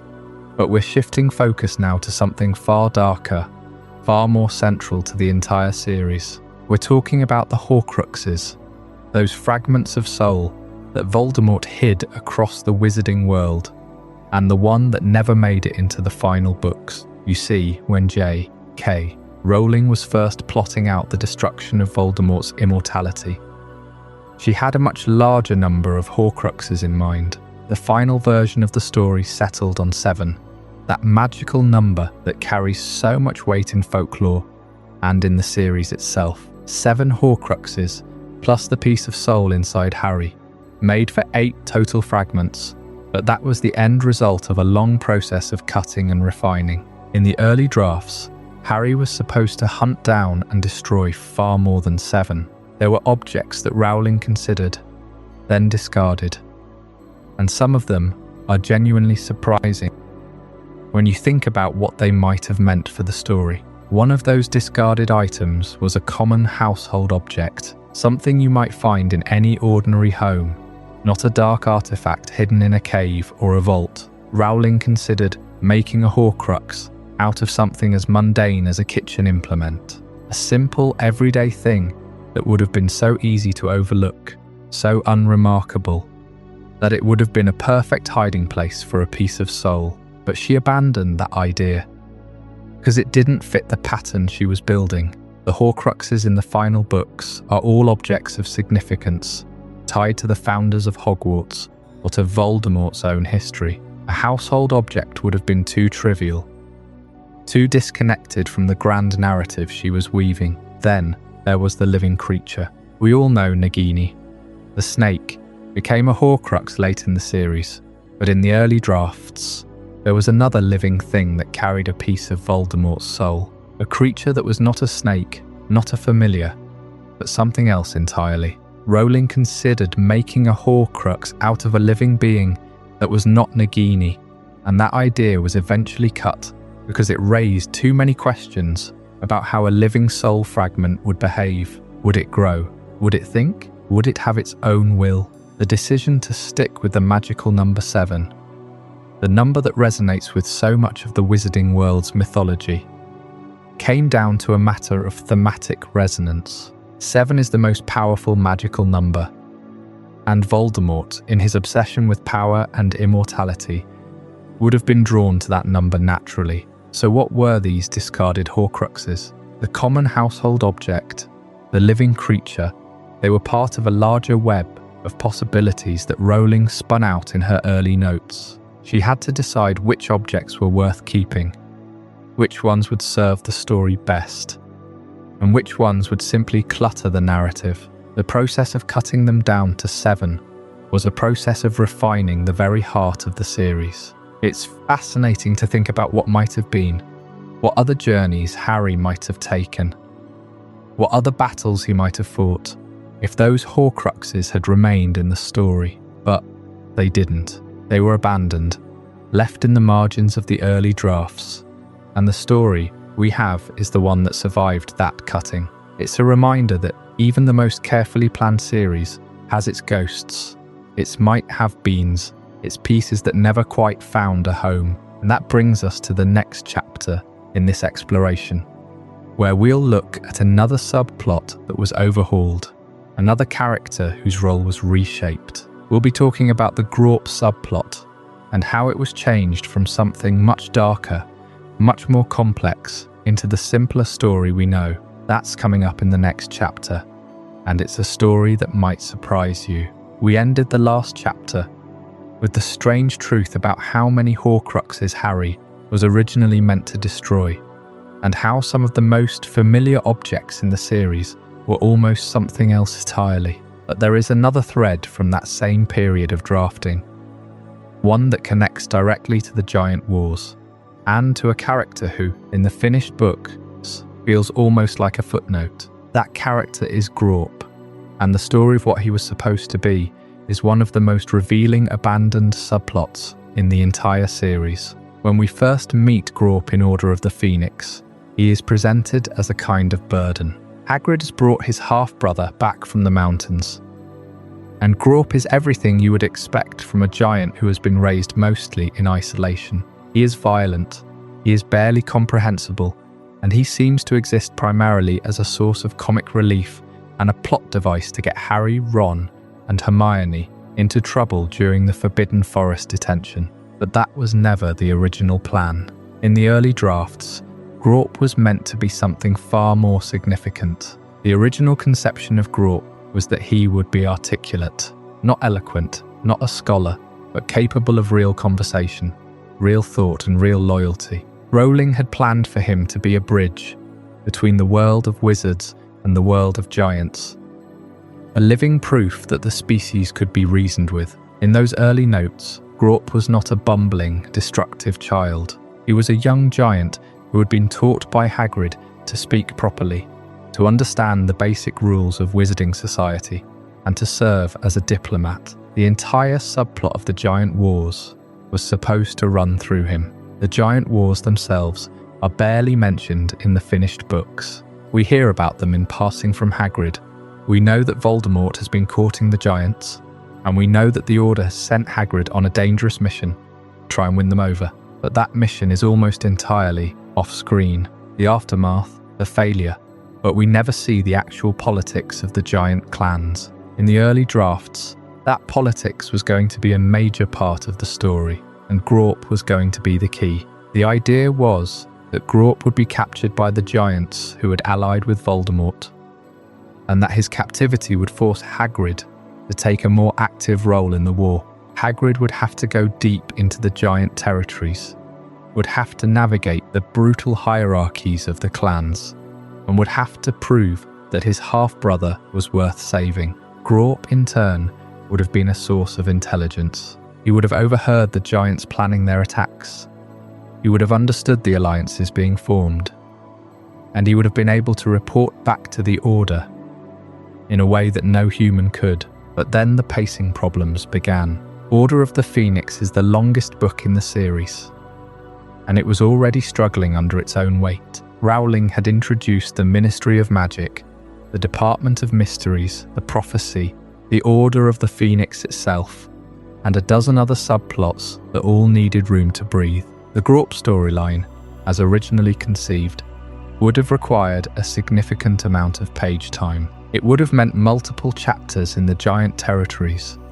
It would have meant a deeper exploration of giant culture, and it would have meant giving Grawp a voice that would have to be maintained throughout the rest of the series. And that was the real problem, because if Grawp became articulate, if he became a real character with real dialogue and real agency, then he could not simply be left in the forest at the end of the book. He would have to come with them.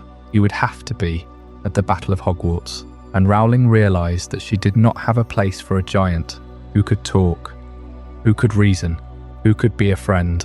The battle was already crowded, the castle was already full, and the emotional weight of the story was already pressing down on the human characters.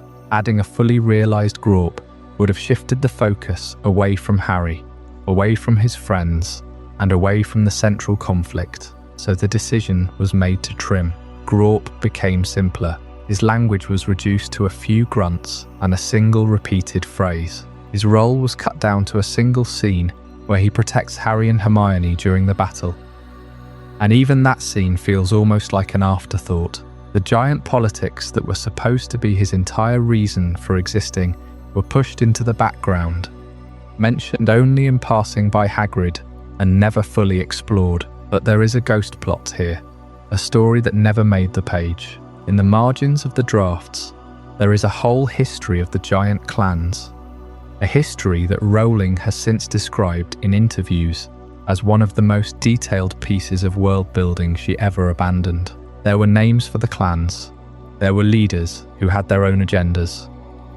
There were giants who had been secretly working with Dumbledore for years, and Grawp was supposed to be the one who revealed all of it. He was supposed to be the giant who had been raised among humans, who had learned to see both, and who could have been the first real ambassador between two species that had been at war for centuries. That plot never made the page because it was too slow. It would have required a long, quiet section of the book where Harry was not the main character, where he was simply listening to Grawp talk, where the action had to stop and the world building had to take over. And Rowling, at that point in the series, was already fighting against the clock. She had to keep the momentum going. She had to keep Harry moving, and she had to keep the reader turning pages. The Grawp subplot was a casualty of that pressure, and it is not the only one. The same thing happened to the story of Regulus Black, a character who, in the finished books, is almost entirely defined by a single note and a single act of defiance. But in the early drafts, Regulus had a much longer arc, a much more complicated story, and a much deeper connection to the Horcruxes that Harry was hunting. That is the story we will follow next, in the chapter that takes us into the heart of the Black family, and into the truth of what Regulus really knew. We were just talking about Grawp, and how his role was trimmed, and that brings us to another character whose story was once much deeper, much more painful, and then almost entirely hidden. I'm talking about Regulus Black. For years, the fandom knew him only as a name on a locket, a set of initials scrawled in a note. R.A.B. That was it. A ghost. A mystery. But what J.K. Rowling originally planned for Regulus was not a quick reveal, not a simple footnote in the Horcrux hunt. She had written an entire arc for him, a full redemption story that would have unfolded over several chapters, and it was all tied to the one person who understood him better than anyone else, his house elf. The version we got in the final book is powerful, yes. It is a single, devastating scene where Kreacher tells the story of his master's last night. But that scene was a compression, a distillation of something much larger. In the early drafts, the story of Regulus Black was not a single memory. It was a series of discoveries. Harry was supposed to find Regulus's journals, hidden in the depths of Grimmauld Place. Not just the one note, but a whole collection of them, tucked away in his old bedroom, in a trunk that Kreacher had never been allowed to throw away. Imagine that. The house elf, bound by centuries of family magic, could not destroy his master's things. He could only guard them, and so those journals sat there, waiting for someone to read them, waiting for someone to understand. And what would Harry have found in those pages? The truth of Regulus's defection, not as a single act of heroism, but as a slow, agonizing process. The journals would have shown his early pride, his eagerness to join the Death Eaters, his belief that he was finally proving himself to his parents. Then the tone would have shifted, a growing unease, a note about a conversation he overheard, something about a prophecy, something that made him question the Dark Lord's methods, and then the final entries, written in a hand that was no longer steady, where he confessed his fear, his regret, and his plan. He knew he was going to die. He wrote it down. He wrote down everything, including the location of the locket and the instructions for Kreacher. It was a full confession, a full apology, and it was meant to be found. But Rowling made a choice. She realised that if Harry found those journals in the middle of Book 7, the Horcrux hunt would lose its momentum. The story would slow down. The reader would be pulled out of the frantic chase across the country and into a long, quiet, retrospective chapter. It was a beautiful chapter, she said in interviews, but it was a chapter that belonged to a different book. The Horcrux hunt needed to be relentless. It needed to be a race. And so she took all of that backstory, all of that emotional weight, and she folded it into a single moment. She gave it all to Kreacher. Think about that decision. It is one of the most elegant pieces of narrative surgery in the entire series. Instead of Harry reading Regulus's own words, he has to hear them from the one person who loved him. Kreacher's voice becomes the vessel for Regulus's redemption, and that is why the scene in the kitchen is so powerful. It is not just a confession, it is a eulogy. Kreacher, who had been bitter and hateful for so long, finally gets to tell the story of the only master who was kind to him. And in that telling, Regulus is not just a hero. He is a boy who made a terrible mistake and then spent his last months trying to undo it. He is a boy who wrote a letter to his house elf, telling him to destroy the locket, knowing that the elf would probably die trying, and then telling him to run, do not come back. That is the last command Regulus ever gave, and Kreacher, for the first time in his life, disobeyed. So the expanded version of Regulus's story is still there, in a way. It is just not on the page. It is in the subtext, in the way Kreacher's voice breaks when he talks about the locket, in the way he finally shows Harry the portrait of his master. The journals are gone, but their essence remains. And that is what makes this one of the most fascinating, abandoned storylines. It was not cut because it was bad. It was cut because it was too good, too rich, too slow. It was a story that needed to be told in a whisper, not in a shout. And that brings us to the next chapter, the one that Rowling almost wrote, and then completely rewrote. The one that would have changed everything we thought we knew about the ending. Up next is chapter 24, the epilogue that changed. The previous chapter took us deep into the hidden story of Regulus Black, the brother who was never meant to be a hero.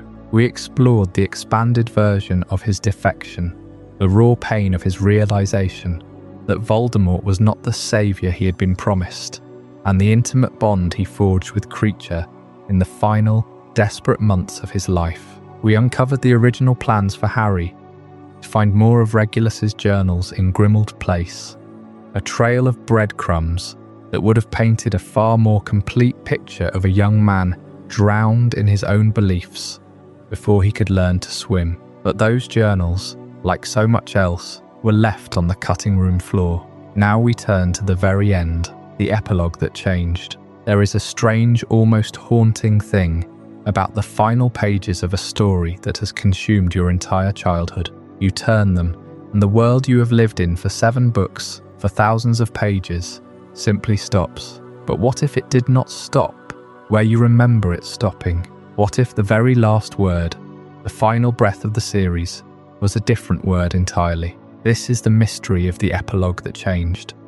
And it begins with a list. The original, much longer epilogue that listed the names of every child born to the survivors. It was not a simple, tidy scene of Harry and Ginny sending their sons off to Hogwarts. It was a census, a roll call of the next generation. Rowling had written out the names of every single child who had been born to the survivors of the Battle of Hogwarts. Every Weasley grandchild, every child of the Order, every tiny life that was a direct living testament to the fact that the war had ended and that love had, in the end, won. It was a sprawling, almost biblical list. There were the children of Neville and Hannah Longbottom, the children of George Weasley and his wife, the children of Luna Lovegood and her eventual partner, every single one. It was a moment of profound, almost overwhelming closure. It was a way of saying, this is what we fought for, this is what survived. But Rowling cut it.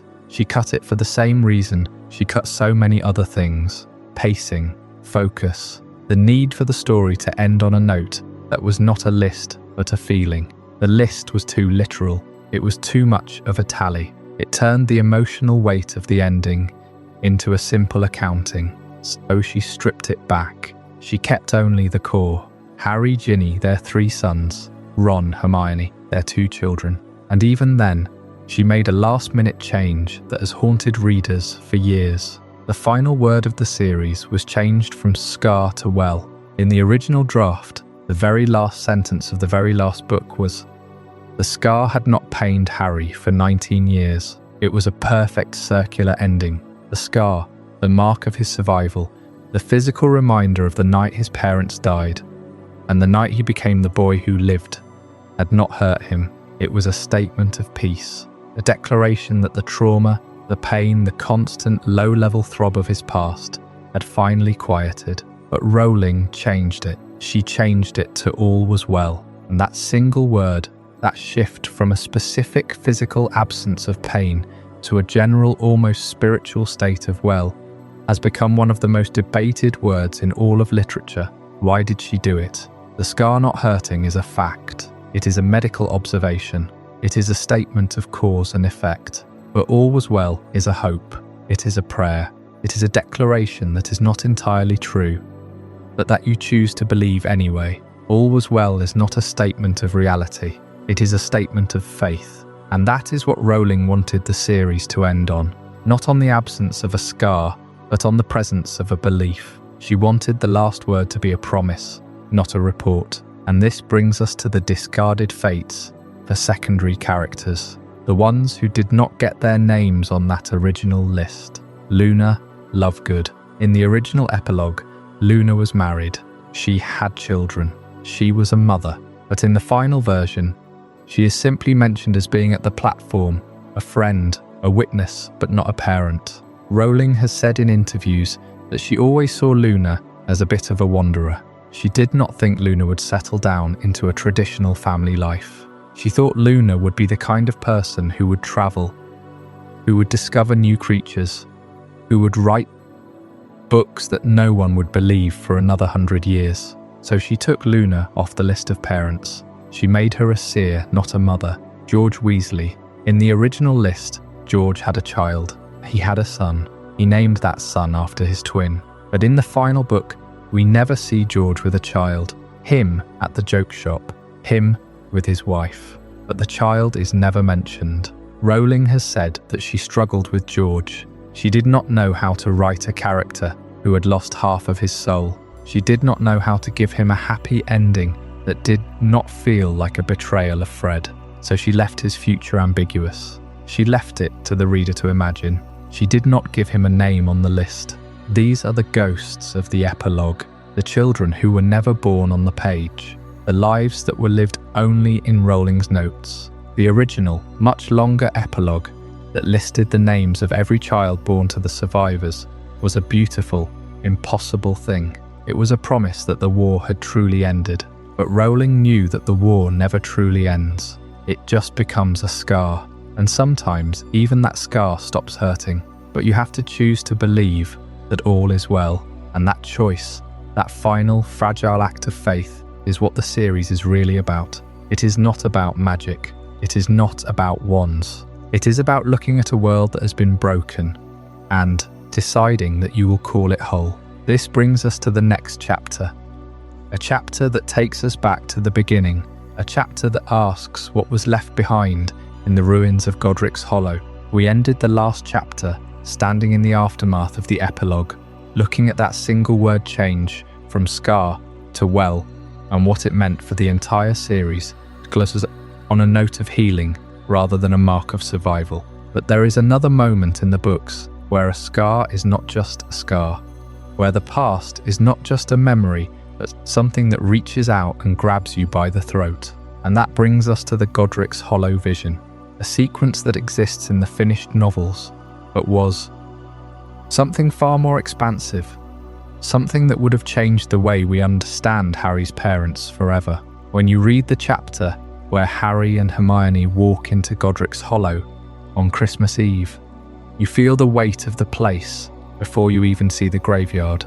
The snow is falling, the cottage is half collapsed, and there is a silence that feels like it has been waiting for decades. Harry sees the memorial, the statue of his parents with baby Harry in the centre, and then he finds their graves. James and Lily Potter died 29 October 1981. That is the moment the story stops being about the hunt for Horcruxes and becomes something else entirely, something raw and personal. But what you might not know is that in an early draft of this scene, Rowling had written a full flashback sequence, a cutaway that would have taken Harry inside the memory of that final night. In this abandoned version, Harry would have seen the cottage as it was on the night of the attack. He would have watched his mother put him to bed, heard his father's voice from the kitchen, felt the warmth of a family that was whole and alive. And then the door would have burst open, and the vision would have shown him what no child should ever have to see. Rowling wrote this sequence in detail, but she cut it before the book went to print. Why? Because she realised that giving Harry that memory, giving him that active experience of his parents' final moments, would have changed the entire emotional architecture of his journey. Think about what that means. Harry has spent 7 books chasing fragments of his parents' story. He has seen them in the Mirror of Erised, heard them in the Priori Incantatem, watched them step out of Voldemort's wand in the graveyard. But in every single one of those appearances, they are silent figures. They smile at him, they whisper to him, they hold his hand, but they never speak in full sentences. They never tell him what happened. They never explain why they had to die. Rowling made a deliberate choice to keep them as silent figures, as ghosts in the truest sense, because she understood that Harry's quest for the truth had to be something he carried alone. If he had seen that night in a flashback, if he had watched his parents fight and fall and beg for his life, then the story would have given him an answer. He would have known exactly what happened, exactly who they were, exactly what they said in those final seconds, and that knowledge would have been a kind of closure, a comfort that the real Harry never gets to have. The Godric's Hollow vision in the book is not a flashback. It is a graveyard, a cold stone, a name carved into marble, and that is the point. Harry is isolated in his quest for the truth, because the truth is not something that can be handed to him. It is something he has to earn by walking through the same darkness his parents walked through. There is a deeper reason for this too, one that connects to the way Rowling built the entire series. The parents are not active characters because they cannot be. They are dead. And if you give a dead character a voice, if you let them speak and explain and comfort, then you risk turning the story into something that is not about Harry at all. It becomes about them. It becomes about their sacrifice, their heroism, their final words. And Harry's story is not about that. It is about what comes after. It is about a boy who has to live with the silence, who has to find his own way through a world that his parents never got to see. The cut sequence of the Godric's hollow vision was a beautiful piece of writing, and some fans have seen fragments of it in the early drafts that Rowling shared in interviews. But it was removed because it gave Harry too much. It gave him a memory that was not his own, a grief that was not his to carry, and in the end, the story is stronger for its absence. Because when Harry stands in that graveyard, when he reads those names, he is not a child watching a movie. He is a man facing the reality that his parents are gone, that they will never come back, and that the only thing he can do is keep going. And that brings us to the next chapter, because there is another character in the story who is defined by a debt that was never paid, a debt that was supposed to change everything. We are going to look at Peter Pettigrew and the moment that was cut from the books, the moment where he could have been something more than just a rat in a cloak. We ended the last chapter in the quiet of Godric's Hollow, standing before the ghosts of a past that never quite became real. We talked about how Rowling chose to keep Harry's parents as silent figures, as echoes, rather than characters you could reach out and touch. That decision, to hold back the full weight of their presence, is a kind of mercy in itself. But it leads us directly into a much stranger kind of mercy, one that was written into the fabric of the story, and then, almost silently, torn out. This is the story of the Peter Pettigrew debt, a debt that was never meant to be a simple, whispered favour. It was supposed to be a chain that would drag one of the most pathetic, desperate characters in the entire series into a moment of genuine, horrifying consequence. Think about the moment in the third book. In the Shrieking Shack, Harry stands over Pettigrew, the man who betrayed his parents, who framed Sirius, who spent 12 years hiding as a rat. Ron has his wand on him. Sirius is ready to kill him, and Harry stops them. He says, "I don't want him to die. It's not for me to decide." It is one of the most defining moments of Harry's character. It is the moment that proves he is not his father's son in the way of vengeance. He is his mother's son in the way of love. And in that moment, a life debt is created. Not the vague, magical kind that wizards talk about in passing. A real binding ancient magic. Pettigrew, the lowest of the low, the traitor who would sell anyone for a scrap of safety, now owes Harry Potter his life. The original plan, the one that was carefully laid out in the early drafts and the author's notes, was that this debt would not be forgotten. It would not be a footnote. It would be the very thing that would bring about Pettigrew's end. The version we got in the final book, the one at the Malfoy Manor, is almost a joke. Pettigrew's silver hand, the one Voldemort gave him as a reward for his service, begins to choke him. He hesitates for a single second when Harry reminds him of the debt, and then the hand, the gift of a master who despises weakness, turns on its owner.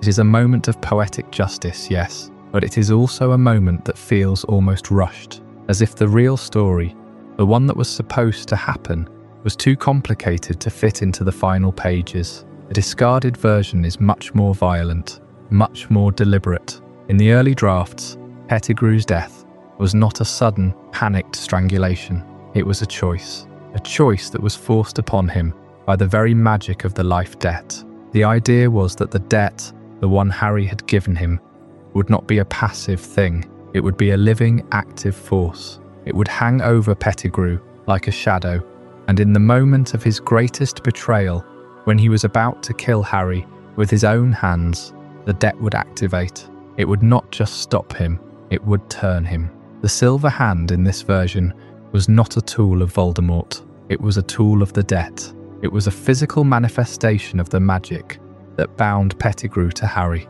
and when he raised it to strike, the hand would not obey.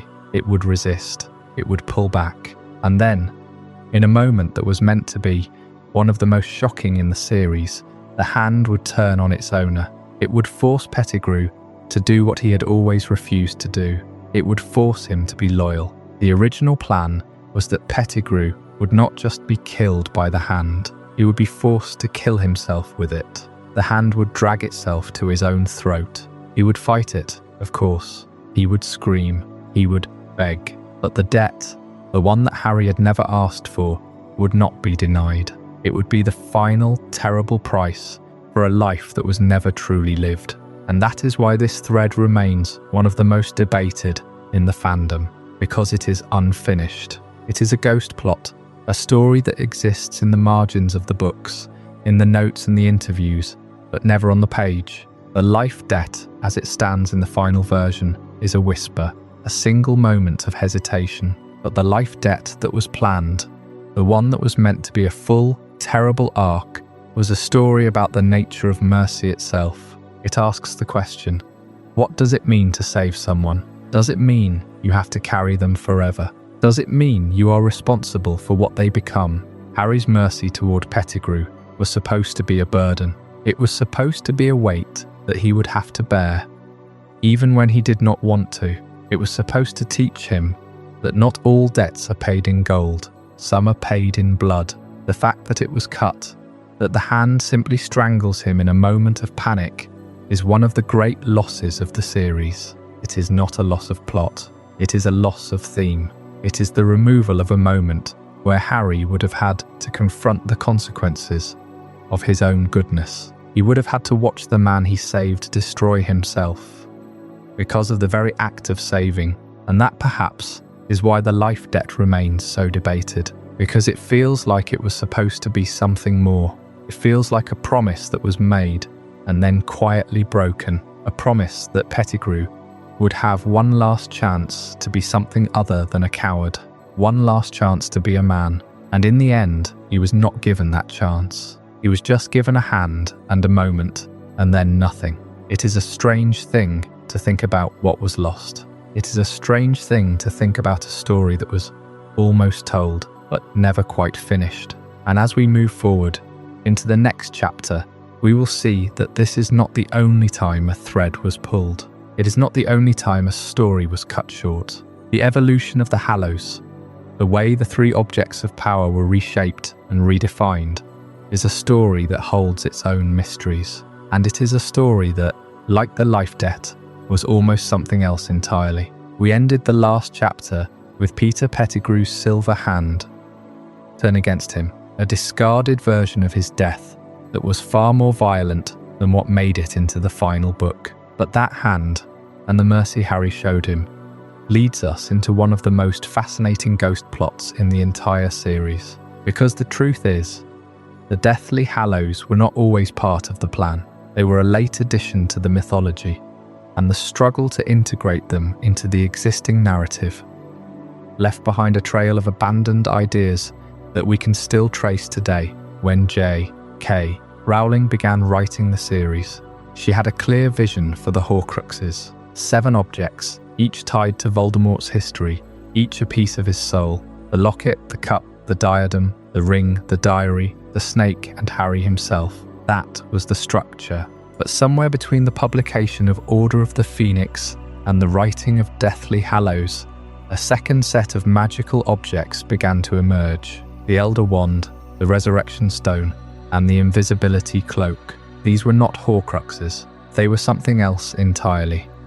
And they threatened to pull the story in a different direction. The problem was that the Peverell brothers, the legendary owners of these objects, had no place in the existing plot. They were a new family, a new lineage, and a new mythology that had to be woven into a story that was already complete. Rowling had to find a way to connect them to the Horcruxes, and that connection came through the Deathly Hallows themselves. But the integration was not smooth. In early drafts, the Hallows were more separate, more distinct, and more difficult to reconcile with the existing narrative.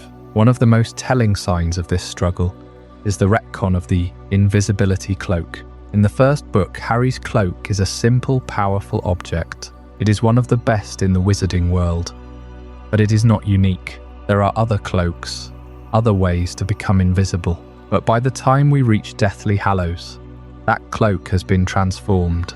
It is now the Cloak of Invisibility, one of the 3 Deathly Hallows, a legendary artifact that has never been duplicated or surpassed. This retcon changes the entire perception of the first book. When Harry hiding under that cloak in Philosopher's Stone, we are no longer seeing a simple piece of magic. We are seeing the first hint of a much larger story.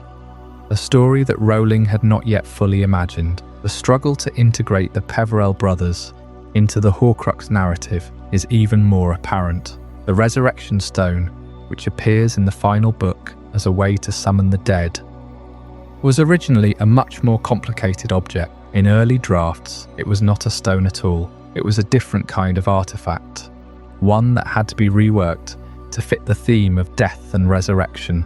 And the Elder Wand, the most powerful wand in existence, had to be tied to the history of the wizarding world in a way that did not contradict the existing lore. Rowling's solution was to make the Hallows a parallel story, a myth that ran alongside the Horcrux hunt. But that meant the characters had to choose between them. Harry had to decide whether to pursue the Hallows or the Horcruxes, and that choice became the central tension of the final book. But in the abandoned drafts, that choice was not so clear. There were versions where the Hallows were more integrated, where they were part of the same quest, and where the Peverell brothers were more directly connected to Voldemort's history. The result is a series that feels at times like 2 different stories stitched together. The Horcrux hunt is a detective story, a search for the pieces of Voldemort's soul. The Hallows quest is a fairy tale, a legend about the 3 brothers who cheated death, and the struggle to make them fit is one of the most fascinating ghost plots in the entire series. It is a reminder that even the most beloved books are the result of countless revisions, countless decisions, and countless abandoned ideas. As we move forward, we will see how these abandoned ideas continue to echo through the series. The legacy of the unwritten is a story of its own, a story of what might have been, and it is a story that we are only just beginning to uncover.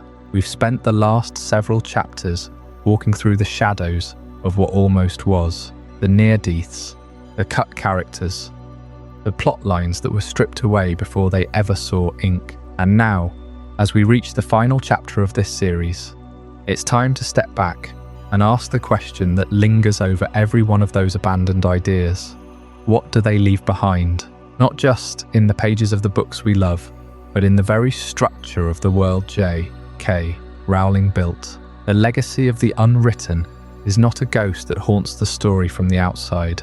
It is a force that shaped the story from within, every bit as real as the words that made it to print. Think about the butterfly effect for a moment. The idea that a small change, a single cut, can ripple outward and alter everything that follows. In the Harry Potter series, this most clearly in the moments where Rowling chose to remove something, not because it was bad, but because it was too much. Too much for the story to carry, too much for Harry to hold. And that decision, that sacrifice, left a mark on the canon that we can still feel if we know where to look. Take Arthur Weasley, who was supposed to die in Book 5. That's one of the most famous near misses in the entire series, and for good reason. His death would have been a turning point. It would have darkened the war, made it personal for the Weasley family in a way that even Fred's later death could not match. But Rowling pulled back. She let him live,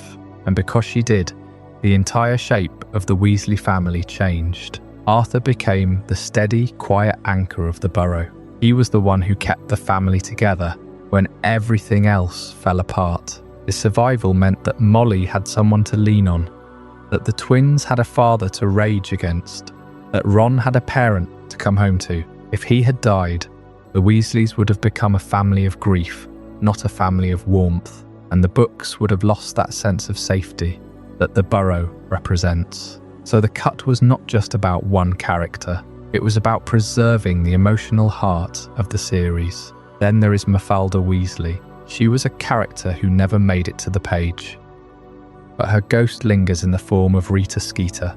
Mafalda was supposed to be a Slytherin Weasley, a cousin who could spy on the inner workings of the dark side. She was going to be a source of information. A way for Harry to know what was happening in the halls of power, but Rowling realised that she already had a character who could do that. Rita Skeeter was already a journalist, already a gossip, already a woman who would do anything for a story. So instead of creating a new Weasley, she gave that role to Rita. She transformed her from a minor annoyance into a major player, and in doing so, she made the world feel smaller, more connected. The same function, the same narrative need, was filled by a character who already existed. That is the butterfly effect in action. A cut that seems like a loss, but actually becomes a gain. Hermione's sister is another one. The idea of a younger Granger, a girl who would have been a shadow to Hermione's brilliance, was a lovely thought. It would have given Hermione a reason to be more protective, more anxious, more human. But Rowling decided that Hermione did not need that. She was already enough on her own.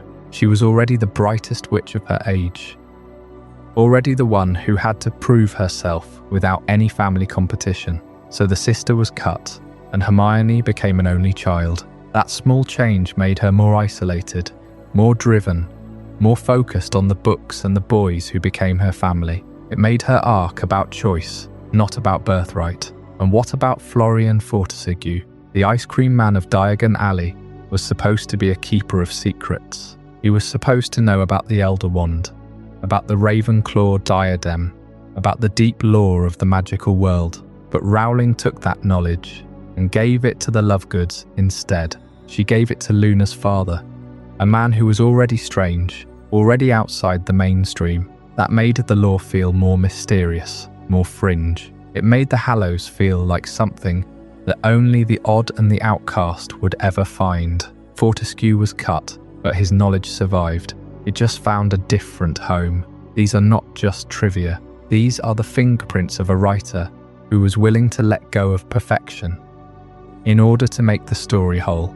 Every cut, every abandoned idea was a choice to keep the story moving, a choice to keep the focus on Harry, a choice to let the world breathe without choking on its own details. And that is the real legacy of the unwritten. It is not a list of things we lost. It is a map of the things we gained. The books we have are not the books that could have been. They are the books that had to be. And the reason they feel so complete, so lived in, is because Rowling was willing to sacrifice. She was willing to let go of good ideas to make room for great ones. She was willing to let go of interesting characters to make room for essential ones. She was willing to let go of perfect lore to make room for perfect pacing. So when you close the final book, when you sit in the silence after the last line, remember that there are ghosts in those pages. Not the ghosts of the dead, but the ghosts of the unwritten. The ideas that almost were. The characters that almost lived. The deaths that almost happened. They are there, in the margins, in the spaces between the words. And they are part of the story, even if they never made it to the page. That is the butterfly effect. That is the legacy. And that is why the perfect book is not the one that includes everything.